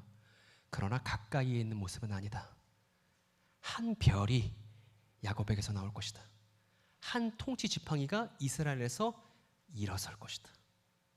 이렇게 얘기했습니다. 그러면 야곱의 별이라는 통치자가 일어나면 그때가 뭐예요? 종말이라는 겁니다. 이게 유대인들이 이해하고 있는 종말인 것이죠. 그래서 우리가 종말을 확인하는 유대인의 두 가지 기준을 확인한 겁니다. 하나는 뭐냐면 야곱이 별이 일어나야 종말이지라고 발람은 말했을 것이고 야곱은 뭐라고 말할 거냐면 권능으로 앉으신 분께 모든 민족이 모여야 종말이지 이랬을 거라고요. 그런데 이 하나님의 말씀은 이거 하나님 말씀인데 하나님의 말씀이 이루어지는 것처럼 보이지 않았어요. 그 이후 이스라엘의 역사를 보면 말입니다. 번드러하게 솔로몬이 성전 지었지만 이스라엘 사람들이 여전히 타락했고 나중에 급기 어떤 일이 벌어지냐면 바벨론이라는 제국이 와서 성전이 깡그리 박살나는 일이 BC 586년 7년 그때 벌어집니다. 그리고 이 끔찍한 일이 벌어지고 나서도 어떤 일이 벌어지냐면 바벨론에 이어서 페르시아가 나타나고 페르시아 때 기껏 성전 잘 지어놨더니만 마케도니아 시절이 와서 또 성전이 능욕당하고 마케도니아 지나가는 것 같더니만 끝내 누가 나타나냐면 로마 제국이 나타나서 유대인들이 계속 고통받는 시기들이 벌어지고 이 시기를 우리가 포록이라고 흔하게 부릅니다. 그러니까 전혀 발람이 말했었던 것처럼 야곱이 말했었던 그 유언 내용처럼 이루어지는 것처럼 보이지 않은 상황이었어요. 그런 상황 속에서 유대인들이 예수님과 동시대에 살던 유대인들이 간절히 갈망합니다. 뭐라 갈망하냐 하면 종말이여 어서 오라. 이렇게 갈망하는 것이죠. 여러분 그러면 유대인들에게 종말은 좋은 표현이에요? 안 좋은 표현이에요? 완전 좋은 표현이죠. 왜요? 야곱의 별이 나타나서 그 야곱의 별이 자신의 통치를 시작하면 모든 민족이 그 앞에 모이는 이스라엘의 회복을 의미하는 것이니까 너무나 좋은 표현이 종말이죠. 오늘날 현대인들처럼 종말 좋아하세요? 종말 너무 싫어요. 종말론이요? 그거 뭐예요? 이렇게 하지 않죠. 종말은 너무나 1세기 유대인들에게는 고대되는 것이었다라는 것을 확인해 볼 수 있습니다. 그러니까 성경은 우리의 관점으로 보는 게 아니라 1세기 유대인의 관점으로 봐야 된다는 걸 다시금 여기서도 확인하게 되는 것이죠. 그리고 마침내 누가 나타났냐 하면 예수라는 분이 이런 종말을 고대하고 있는 그 열광적인 분위기 하에서 예수께서 나타나신 겁니다. 그리고 사람들이 기대했겠죠. 야곱의 별이 나타나야 돼. 그리고 권능으로 앉으신 분께 모든 민족이 집결하게 될 거야. 그게 종말이야. 어서 오라. 이렇게 고대하고 있었던 것이죠. 그러면 여러분, 제가 여러분을 못 믿어서 지금까지 했던 내용들을 정리해 보겠습니다. 유대인에게 종말이란, 여러분이 한번 읽어주세요. 큰 목소리로 시작. 지구 멸망이 아닌, 그렇죠. 두 번째는 그 자리에 앉으실 분에게 모든 민족이 이래야 종말이고, 두 번째 뭐예요? 야곱의 별이 이스라엘에서 일어서야 종말인 겁니다. 그러면 그 다음 태자입니다. 제가 요새 이거 열심히 밀고 있는데, 여러분 성경 아니고 성경 밖에도 하나님 나라 있을까요, 없을까요? 있습니다. 왜냐하면 있습니다. 왜냐하면 하나님 나라는 역사이기 때문에. 성경은 그 하나님 나라를 증언하는 중요한 책이지만 성경 외에도 하나님 나라를 증언하는 여러 문헌들이 유대 문헌들 중에 있습니다. 그런 것들을 좀 소개해 드리려고 합니다. 이 사람 누구냐면 세례 요한이거든요. 여러분 세례 요한이 이렇게 외쳤습니다. 회개하라, 하나님 나라가 가까이 왔다. 여러분 그러면 이때 말한 하나님 나라는 우리가 죽어서 가는 사후세계겠어요? 이 세례 요한이 하나님 나라를 발언했습니다. 그러면 하나님 나라 두 글자라면 천국이잖아요. 천국, 하나님 나라. 여러분 이때 세례 요한이 말했던 천국, 하나님 나라는 우리가 죽어서 가는 사후세계를 의미하겠습니까? 불가능합니다. 왜냐하면 회개해라, 하나님 나라 가까이 왔다, 이 얘기가 너 죽을 때가 다 됐다 이런 말일 수 없잖아요. 그러니까 하나님 나라는 사후세계를 가리키는 표현이 아니에요. 어쨌든 하나님 나라에서 우리가 좀 이제 하나님 나라에 좀 알아보려고 하는데, 이게 마태복음에는 천국이라 돼 있고 마태복음 제외한 다른 복음서에서는 하나님의 나라라고 써서 천국이 하나님 나라고 하나님 나라가 천국입니다. 높아심에 우리가 빠지지 말아야 되는 함정부터 여러분 말씀드릴게요. 이 단어의 의미를 알기 위해서는 일단은 여러분 하나님 더하기 나라가 하나님 나라인가요? 무슨 얘기냐면 예를 들어서 어떤 사람이 붕어 전문가예요. 붕어에 아주 해박한 지식이 있는 붕어 박사님입니다. 어떤 사람은 빵 전문가예요. 제빵사예요. 그러면 붕어빵 박사님이랑 제빵사가 만나면 최고의 붕어빵을 만들 수 있는 건가요? 아니죠. 무슨 얘기하는 여러분 아시죠? 저렇게 단어를 토막내서 내 방식대로 이해하는 거, 단어를 알기 위한 제대로 된 접근이 아니라는 겁니다. 마찬가지로 여러분 하늘을 열심히 연구하고 나라를 열심히 연구하면 하늘나라 알 수 있습니까? 아닙니다. 그렇지 않아요. 이 하늘나라, 천국을 유대인들이 어떠한 용례로 사용했는지를 확인하기 전까지는 이 단어의 의미를 제대로 아는 게 아닌 거예요, 여러분. 이게 중요한 겁니다.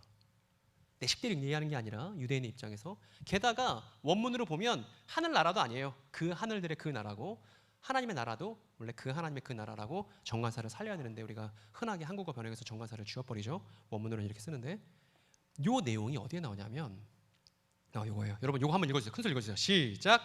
이 단어를 처음 사용한 사람들이 어떤 의미로 사용했는지 용례를 살펴보면 요게 아주 중요하다는 것입니다. 그래서 제가 여러 문헌들을 뒤져봤는데 이런 문헌들이 있습니다. 솔로몬의 지혜서, 솔로몬의 시편, 사해문서, 이사야 탈금, 미가 탈금, 모세 승천기, 이런 예수님이 오시기 100년, 200년 전에 있었던, 예수님이 이 땅에 오시기 전에부터 있었던 유대 문헌들이 이렇게 있는데, 이 유대 문헌들에 다 뭐가 등장하냐면 하나님의 나라라는 표현이 공통적으로 등장합니다. 그럼 여러분 이 문헌들의 하나님의 나라가 어떻게 등장하고 어떤 의미로 나오는지는 제 유튜브 채널에 영상들이 다 올라가 있습니다. 여러분 채널 이름 뭐라고요? 이러면 안 돼. 종말론 사무소입니다, 여러분. 종말론 사무소. 여러분 지금 다 구독, 지금 다 눌러. 여러분 저 핸드폰 들고 있잖아요. 다 구독 누르시고 종말론 사무소에 성경 밖 하나님 나라라는 시리즈로 지금 올라가고 있으니까 여기 있는 문헌들의 내용에서 우리가 하나님 나라에 대한 1세기 유대인의 입장을 우리가 확인할 수 있으니까 여러분 꼭 보시고, 목사님 오늘 참여하신 분들 명단 한번 주세요. 구독자가 얼마나 올랐는지가 확인해보고. 여러분 다 공부 제대로 해야 이제 시대가 원하는 교회가 되는 거예요. 공부가 너무 중요합니다. 어쨌든 제가 여러분께 소개하고 싶은 건 모세 승천기라는 문헌에 쓰여 있는 내용인데, 모세 승천기가 뭐냐면 예수님 시절에 어떤 익명의 유대인이 기록한 문학이에요. 그런데 이제 두 부분으로 나눠져 있는데, 모세가 유언한 부분과 모세가 승천한 부분으로 나눠져 있는데 오늘날 다 보존되어 있는 건 아닙니다. 그런데 이 내용이 성경 안에 나와요. 이 모세 승천기 내용이 성경 안에 인용되어 있습니다. 유다서 1장 9절에 나오는데, 유다서 1장 9절에 보면 확인할 수 있는데, 뒤에 보니까 이게 중요하죠. 예수님과 동시대 유대인들이 성경을 어떻게 이해했을지를 우리가 확인해 볼 수 있는 아주 중요한 자료가 모세 승천기라는 그런 유대 문헌이 있습니다. 요새는 너무 검색 잘 돼 있어 갖고요. 검색만 하면 바로 나옵니다. 챗GPT 갖다 주면 다 번역해 주니까 찾아보는 게 어려운 것도 아니죠. 청년들에게 있어서는. 유다서 이런 내용이 있습니다. 천사장 미가엘이 사탄이랑 싸우는 장면이 나와요. 뭘 두고 싸우냐면 모세의 시체를 두고. 근데 이 모세의 시체를 두고 천사장 미가엘과 사탄이 싸우면서 논쟁하는 내용은 어디에 등장하는 거냐면 모세의 승천기라는 문학 작품에 등장하는 내용입니다. 거기에 이제 미가엘이랑 사탄이랑 이제 모세 시체를 두고 이제 싸우는데, 이렇게 유다가 자신의 서신에 인용할 만큼 당시 1세기 유대인들과 기독교인들에게는 아주 익숙했던 문헌이 모세의 승천기라는 문헌입니다. 외경으로 분류하는데, 다시 정리해 보면 AD 1세기잖아요. 예수님 시기고 BC 1세기가 그보다 100년 전이잖아요. 이때 유대인들이 이제 살아서는데, 모세 승천기는 아주 예수님과 동시대에 있었던 사람들이 접했었던 그런 문헌이기 때문에 성경 이해, 그 당시 1세기 유대인들이 이해하는 데 있어서 너무나 중요한 자료가 된다. 물론 성경만큼 중요한 책은 아니지만 그 내용에 보면 이런 내용이 써 있습니다. 여러분, 하나님 나라 보이시나요? 보이시죠? 성경 아닌 문헌에도 하나님 나라 나오는 거예요. 거기 보니까 하나님 나라가 모든 피조물 가운데 나타날 것인데, 그러면 무슨 일이 벌어진대요? 사탄이 끝을 가질 것이다 라는 표현이 보이실 겁니다. 이게 뭐냐면 지금 제가 캐릭터 하나 만들었는데, 이 캐릭터 이름은 슈무엘이에요. 슈무엘. 1세기 평범한 유대인을 대표하는 슈무엘이라는 캐릭터입니다. 이 슈무엘이라는 친구는 평범한 유대인인데, 이 친구한테 하나님 나라 뭐야? 라고 물어본다면 얘는 모세 승천기를 읽었을 거니까 이렇게 답변할 거예요. 사탄이 끝장나면 하나님 나라지, 이렇게 말했을 겁니다. 그래서 이게 평범한 1세기 유대인의 하나님 나라였는데, 두 번째는 그 다음 내용 보니까, 그리고 땅이 떨며 그 끝까지 흔들릴 것이고 높은 산들은 낮아지고 흔들리고 골짜기도 무너져 내릴 것이고, 태양빛은 빛을 주지 않고 어둠으로 변할 것이고 다른 그 빛을 주지 않고 피로 변할 것이고 별들의 무리들이 흐트러질 것이다 라는 내용이 모세 승천기에 나옵니다. 여러분, 이 내용들을 보면 아까 존 넬슨 다비나 현대인들은 지구 멸망하는 거 아니야? 우주에서 막 운석 떨어지는 거 아니야? 이런 생각하지만 1세기 유대인은 그런 생각을 안 할 거예요. 왜냐하면 물론 이제 아까 그랬죠. 존 넬슨 다비는 우주 질서가 흔들리는 말로 이해했습니다만 1세기 유대인에게는 그렇지 않다는 겁니다. 왜냐하면 이런 구절이 있거든요. 너 아침의 아들 계명성이여, 어찌 그리 하늘에서 떨어졌으며 너 열국을 엎은 자여, 어찌 그리 땅에 지켰는고, 블라블라 나오는 구절이 있습니다. 이사야서 구절인데, 여러분 이 구절 익숙하신가요? 이 구절 익숙하세요? 신천지 교인들 중에 이 구절을 모르는 사람들은 없습니다. 왜냐하면 이 구절을 사탄이 타락한 것으로 이해하기 때문입니다. 그래서 여기 보이는 너 아침의 아들 계명성을 누구로 이해하고 있냐면 사탄이라고 이해합니다. 그리고 그 사탄이 이제 땅에서 떨어진 사건이 벌어졌다, 이렇게 주장하거든요. 그렇게 알고 계셨던 분 안 계십니까? 기독교인들 중에서도 이 구절을 사탄과 관련해서 이해하시는 분들이 되게 많은데, 여러분, 이 너 아침의 아들 계명성 사탄일까요? 너 아침의 아들 계명성 사탄인지 아닌지를 확인해 보려면 우리가 어떻게 하면 좋을까요? 여러분, 큐티를 하다가 이사야 14장을 읽었습니다. 여기 너 아침의 아들 계명성이 나왔습니다. 이 정체를 파악하려면 우리가 어떻게 하면 이거 알 수 있나요? 뭐 어떻게 하긴 해요. 그냥 앞쪽 읽어보면 되죠. 그죠? 앞쪽 읽어보면 이렇게 써 있습니다. 아침의 아들 계명성 누구예요? 바벨론 왕이죠? 너희는 바벨론 왕에 대하여 노래를 지어서 이르기를 하면서 블라블라 나오다가 너 아침의 아들 계명성이 나오는 거예요. 그러니까 아침의 아들 계명성은 루시퍼가 아닙니다. 사탄이 아닙니다. 바벨론 왕이에요. 확인해 볼 수 있습니다. 그러니까 이 바벨론 왕이 타락했고 하나님의 심판을 받는다는 내용에 있어서 지금 이 1세기 평범한 유대인은 어떻게 이해하고 있냐면 하늘의 별이 떨어지는 천체 활동으로 이해하고 있다는 것입니다. 천체 활동으로 악한 권력이 심판받는다는 것을 표현하는 거예요. 1세기 유대인에게는 이게 아주 익숙한 방식이었다는 것입니다. 이런 구절도 있습니다. 에스겔에 보면 사람아 너는 이집트 왕 파라오를 두고 슬픈 노래를 불러라 라는 구절이 에스겔 32장에 나오는데, 뒤에 보면 이렇게 얘기합니다. 이집트 왕에 대해서. 내가 네 빛을 꺼지게 할 때 하늘을 가려 별들을 어둡게 하고 구름으로 태양을 가리고 달도 빛을 못 내게 하겠다. 하늘에서 빛나는 광채들을 모두 어둡게 하고 네 땅을 어둠으로 뒤덮어 놓겠다. 나 주 하나님의 말이다 라고 말씀이 이어집니다. 무슨 얘기냐면 해도 달도 빛도 제 기능을 못한다는 말은 타락한 왕이 이제 심판받는다는 문맥이라는 거예요. 여러분, 이 1세기 평범한 유대인은 구약 성경에 한번 풍덩 담갔다가 꺼낸 친구입니다. 구약 성경 내용을 너무나 잘 알고 있는 친구예요. 이 친구한테 해와 달과 별이 제 기능을 못한다 하면 천체 활동이 중단될까 봐, 내지는 뭐 우주에서 운석이 떨어질까 봐 두려워하는 마음을 갖지 않을 겁니다. 오히려 어떻게 이해할 거냐면 타락한 왕이 이제 심판받을 때가 됐구만, 이렇게 이해했을 거라는 겁니다. 아주 간단하게.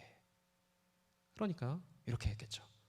저 태양은 빛을 주지 않고 어둠으로 변할 것이고, 이런 내용들을 보면서 악한 권력이 마침내 심판받겠군, 이렇게 이해했을 거라는 겁니다. 여러분, 제가 하는 얘기 좀 이해가 되시나요? 예, 이해되시죠? 예. 그래서 이렇게 읽어야 된다. 세대주의 방식이 좋은 게 아니다. 그래서 사탄이 끝장나야 하나님 나라지라고 평범한 1세기 유대인이 또 해달별을 잃고, 해달별이 빛을 잃고 악한 권력이 심판받아야 하나님 나라지, 이렇게 이해했을 걸 우리가 모세의 승천기라는 유대 문헌을 통해서 간접적으로 확인해 볼 수 있습니다. 그럼 다시 한번 정리해 보겠습니다. 유대인에게 종말과 하나님의 나라가 어떤 의미일지 다시 한번 정리해 보겠습니다. 여러분 읽어주세요. 첫 번째부터요. 시작. 권능으로 그 자리에 앉으실 분에게 모든 민족이 모여야 종말입니다. 두 번째는요, 야곱의 별이 이스라엘에서 일어서야 종말입니다. 세 번째는 사탄이 끝장나야 하나님 나라입니다. 마지막 네 번째는요, 해달별이 빛을 잃고 악한 권력이 심판을 받아야 그거예요. 요렇게 정리를 우리가 앞에서 긴 내용 배웠지만 할 수 있다는 것입니다. 그럼 여러분, 종말이 왔을까요, 안 왔을까요? 종말은, 그 기쁨의 순간은 야곱의 별 앞에 모든 민족이 집결하고 사탄이 박살나고 이제 악한 권력이 심판받는 그 종말이 도래했을까요, 안 했을까요? 이게 우리에게 아주 중요한 질문입니다. 여러분, 성경 해석의 기준은 무엇인가요? 성경을 읽을 때 아리까리한 부분들이 있어요. 성경 해석의 기준은 뭡니까? 아까 1세기 유대인의 입장에서 보자고 했죠. 근데 가끔 이런 답변이 나옵니다. 성경 해석의 기준 예수님이요. 성경 해석 기준 뭐죠? 하나님이요. 그런데 예수님 하나님이라고 말하면 아무짝에 쓸모가 없습니다. 왜냐하면 신천지 교인에게 묻습니다. 성경 해석의 기준이 뭐예요? 그럼 신천지 교인이 뭐라고 말하겠어요?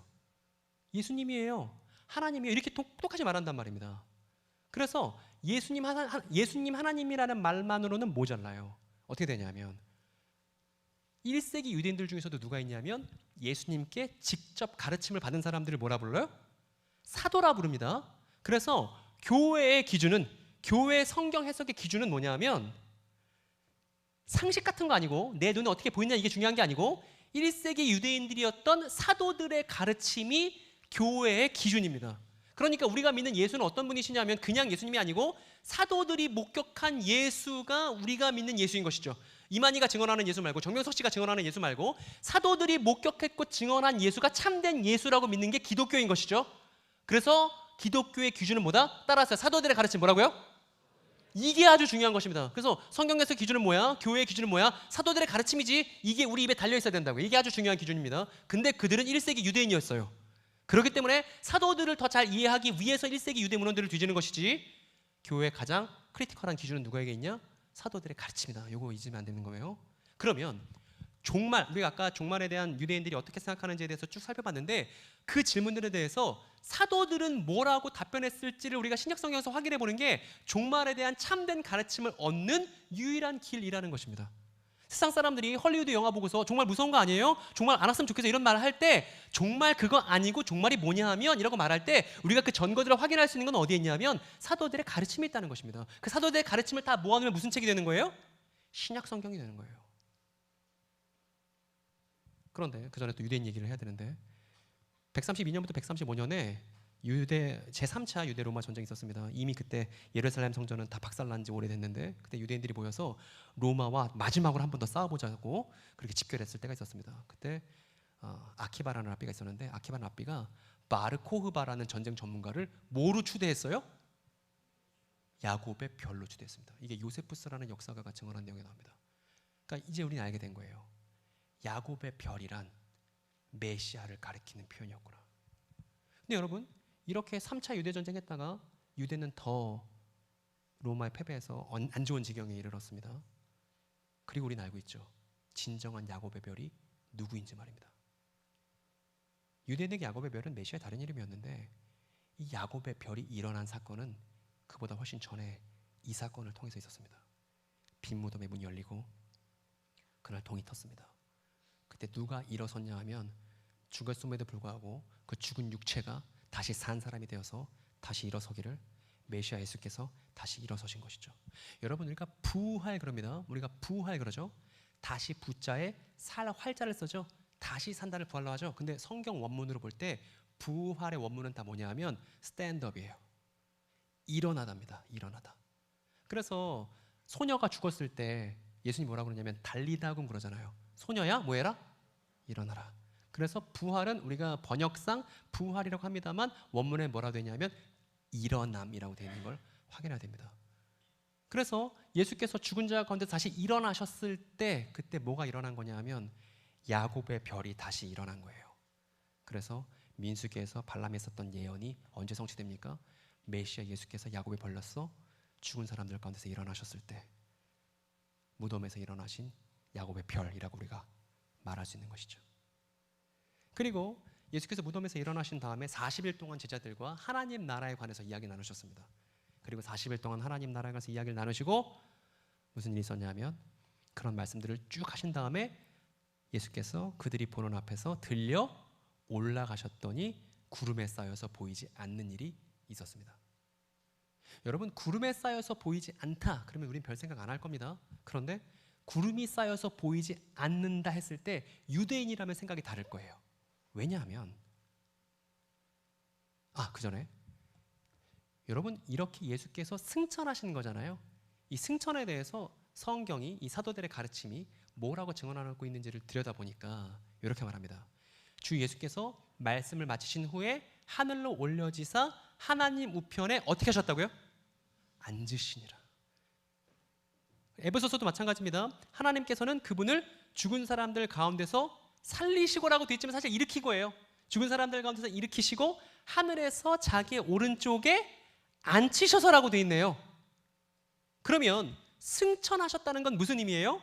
보좌에 앉으셨다는 것입니다. 이게 사도들의 아주 중요한 증언입니다.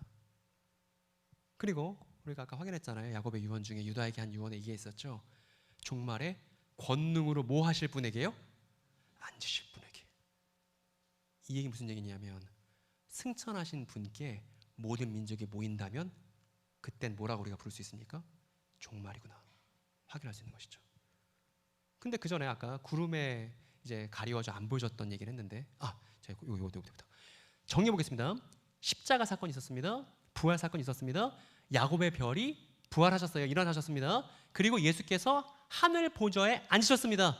그럼 이제 뭐가 남냐 하면 예수께 모든 민족이 모이기만 하면 우리가 비로소 뭐라고 말할 수 있냐면 이 시기를 가리켜서 종말이 시작됐구나 이렇게 말할 수 있다는 것이죠.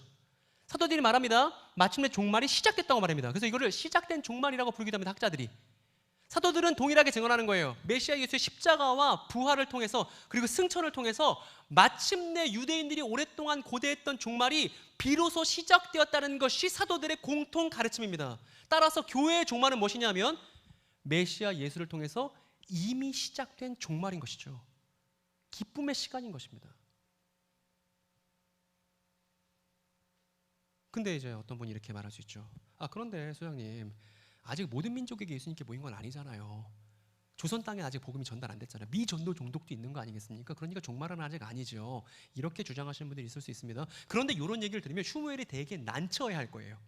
왜냐하면 1세기 유대인에게 모든 민족이란 만국기 펄럭이 있는 200여 민족들을 말하는 것이 아니었기 때문입니다.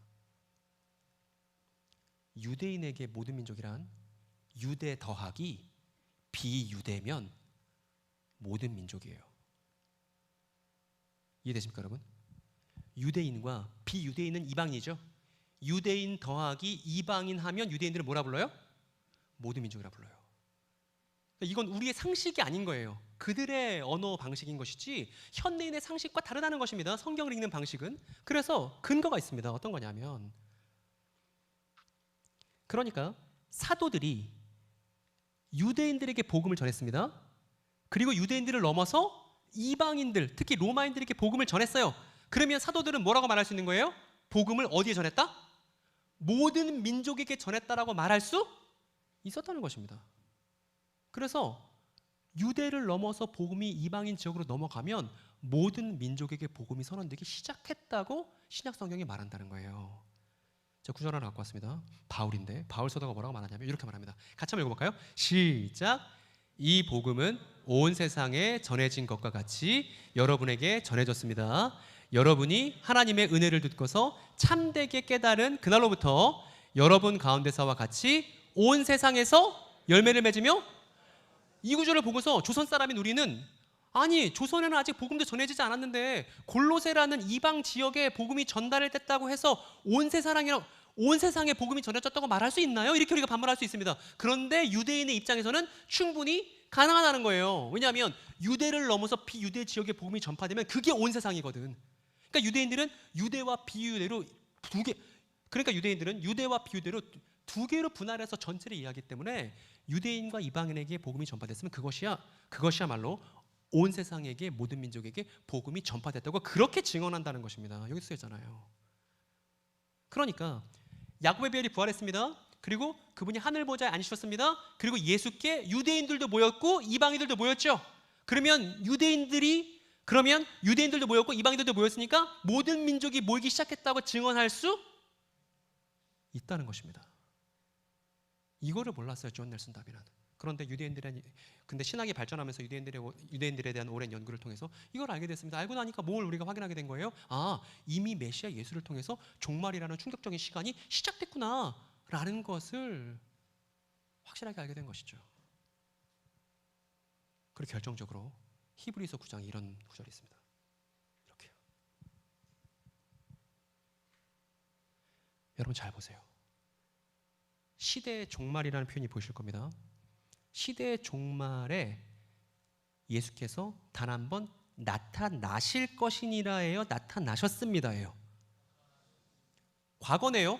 그러면 예수께서 나타나셨을 때가 종말인데, 그 종말, 예수께서 나타나셔서 종말이라고 선언한 그 시점이 언제죠, 여러분? 사람은 여러분 눈으로 보세요. 예수께서 어떤 사건을 벌이실 때를 지금 히브리서가 종말이라고 선언하고 있는 거죠? 그렇죠. 그러나 이제 그는 자기를 희생제물로 드려서 죄를 없이 하시기 위하여 십자가에 달리셨을 때, 그때가 언제였냐면 시대의 종말이다 라고 히브리서가 증언하고 있다는 것입니다.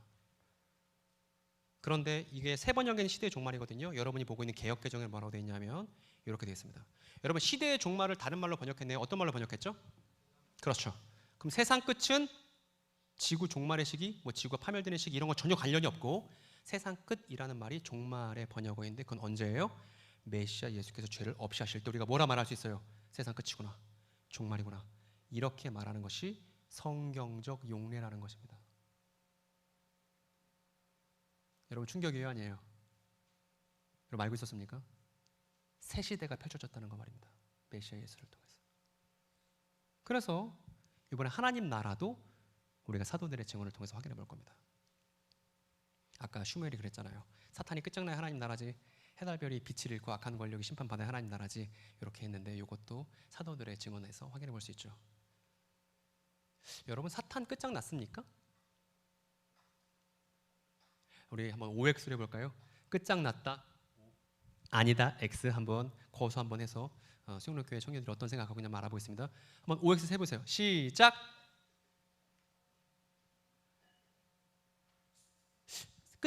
자매님, 사탄이 끝장나지 않다고 했는데 사탄한테 어려움을 많이 겪으셨나 봐요? 어떤 어려움이 있었죠? 왜 사탄이 끝장나지 않았다고 자매님 생각하셨나요? 다소곳하게 X 하셨나요?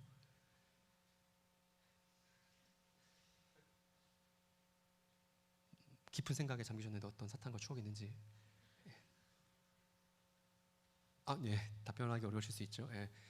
여러분, O도 많이 있었고 X도 많이 있었는데 제가 갖고 온 사도들의 가르침에 관련된 내용을 한번 잘 보시기 바랍니다. 유대인들이 생각했던 하나님 나라 어떤 거냐 하면, 메시아가 성전으로 와서 성전에 있는 제사장들을 깨끗하게 해요. 그리고 이 성전으로 모든 이방인들이 모여서 주의 율법과 말씀을 배우는 것을 하나님의 나라라고 생각했습니다. 이게 1세기 유대인들이 이해하고 있는 하나님의 나라였습니다. 유대인들은 하나님의 나라를 4, 5세기로 이해하지 않았습니다.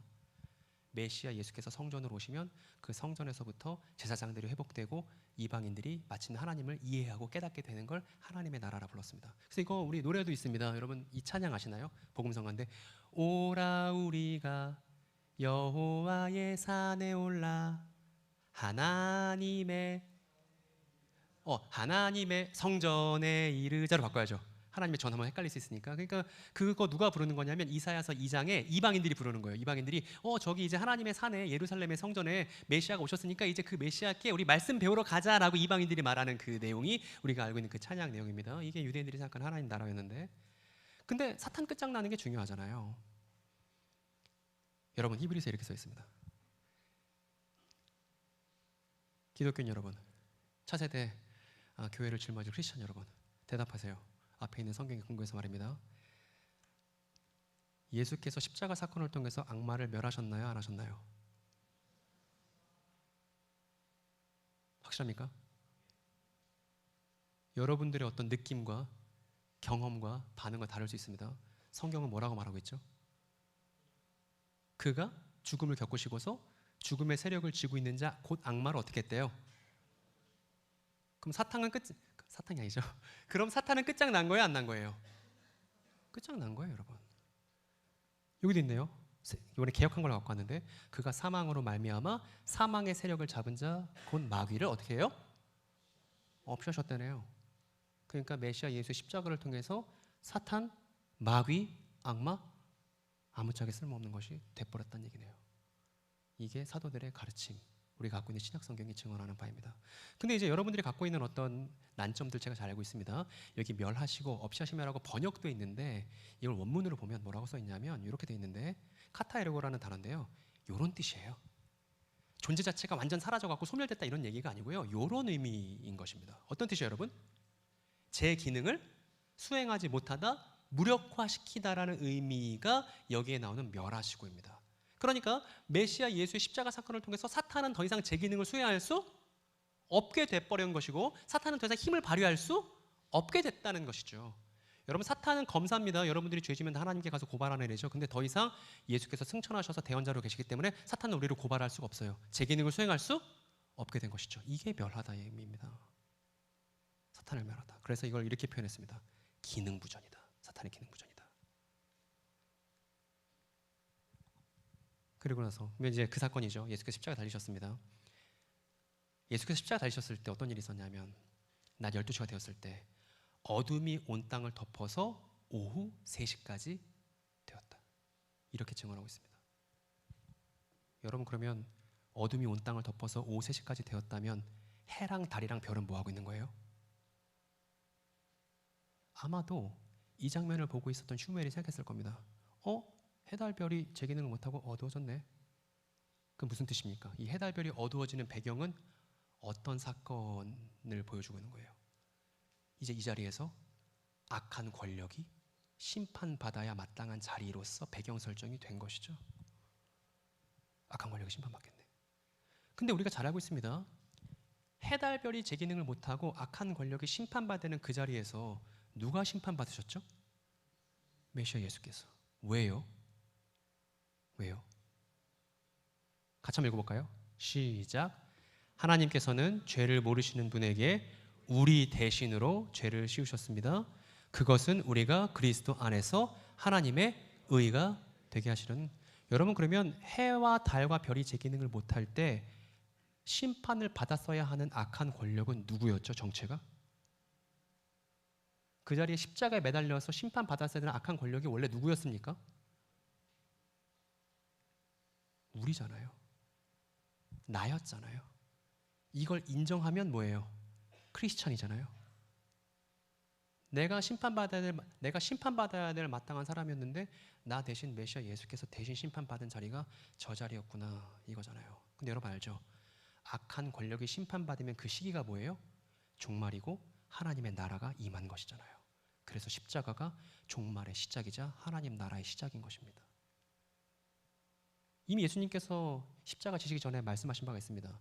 바리새인들이 예수님이 귀신 들린 사람 쫓아내주니까 사탄의 힘으로 귀신 내쫓고 있군, 이렇게 비아냥거렸을 때 예수께서 뭐라고 말씀하셨냐면, 먼저 힘센 사람을 묶어놓지 않고는 그 사람 집에 들어가서 그 사람의 세간들을 털어갈 수 없는 거야.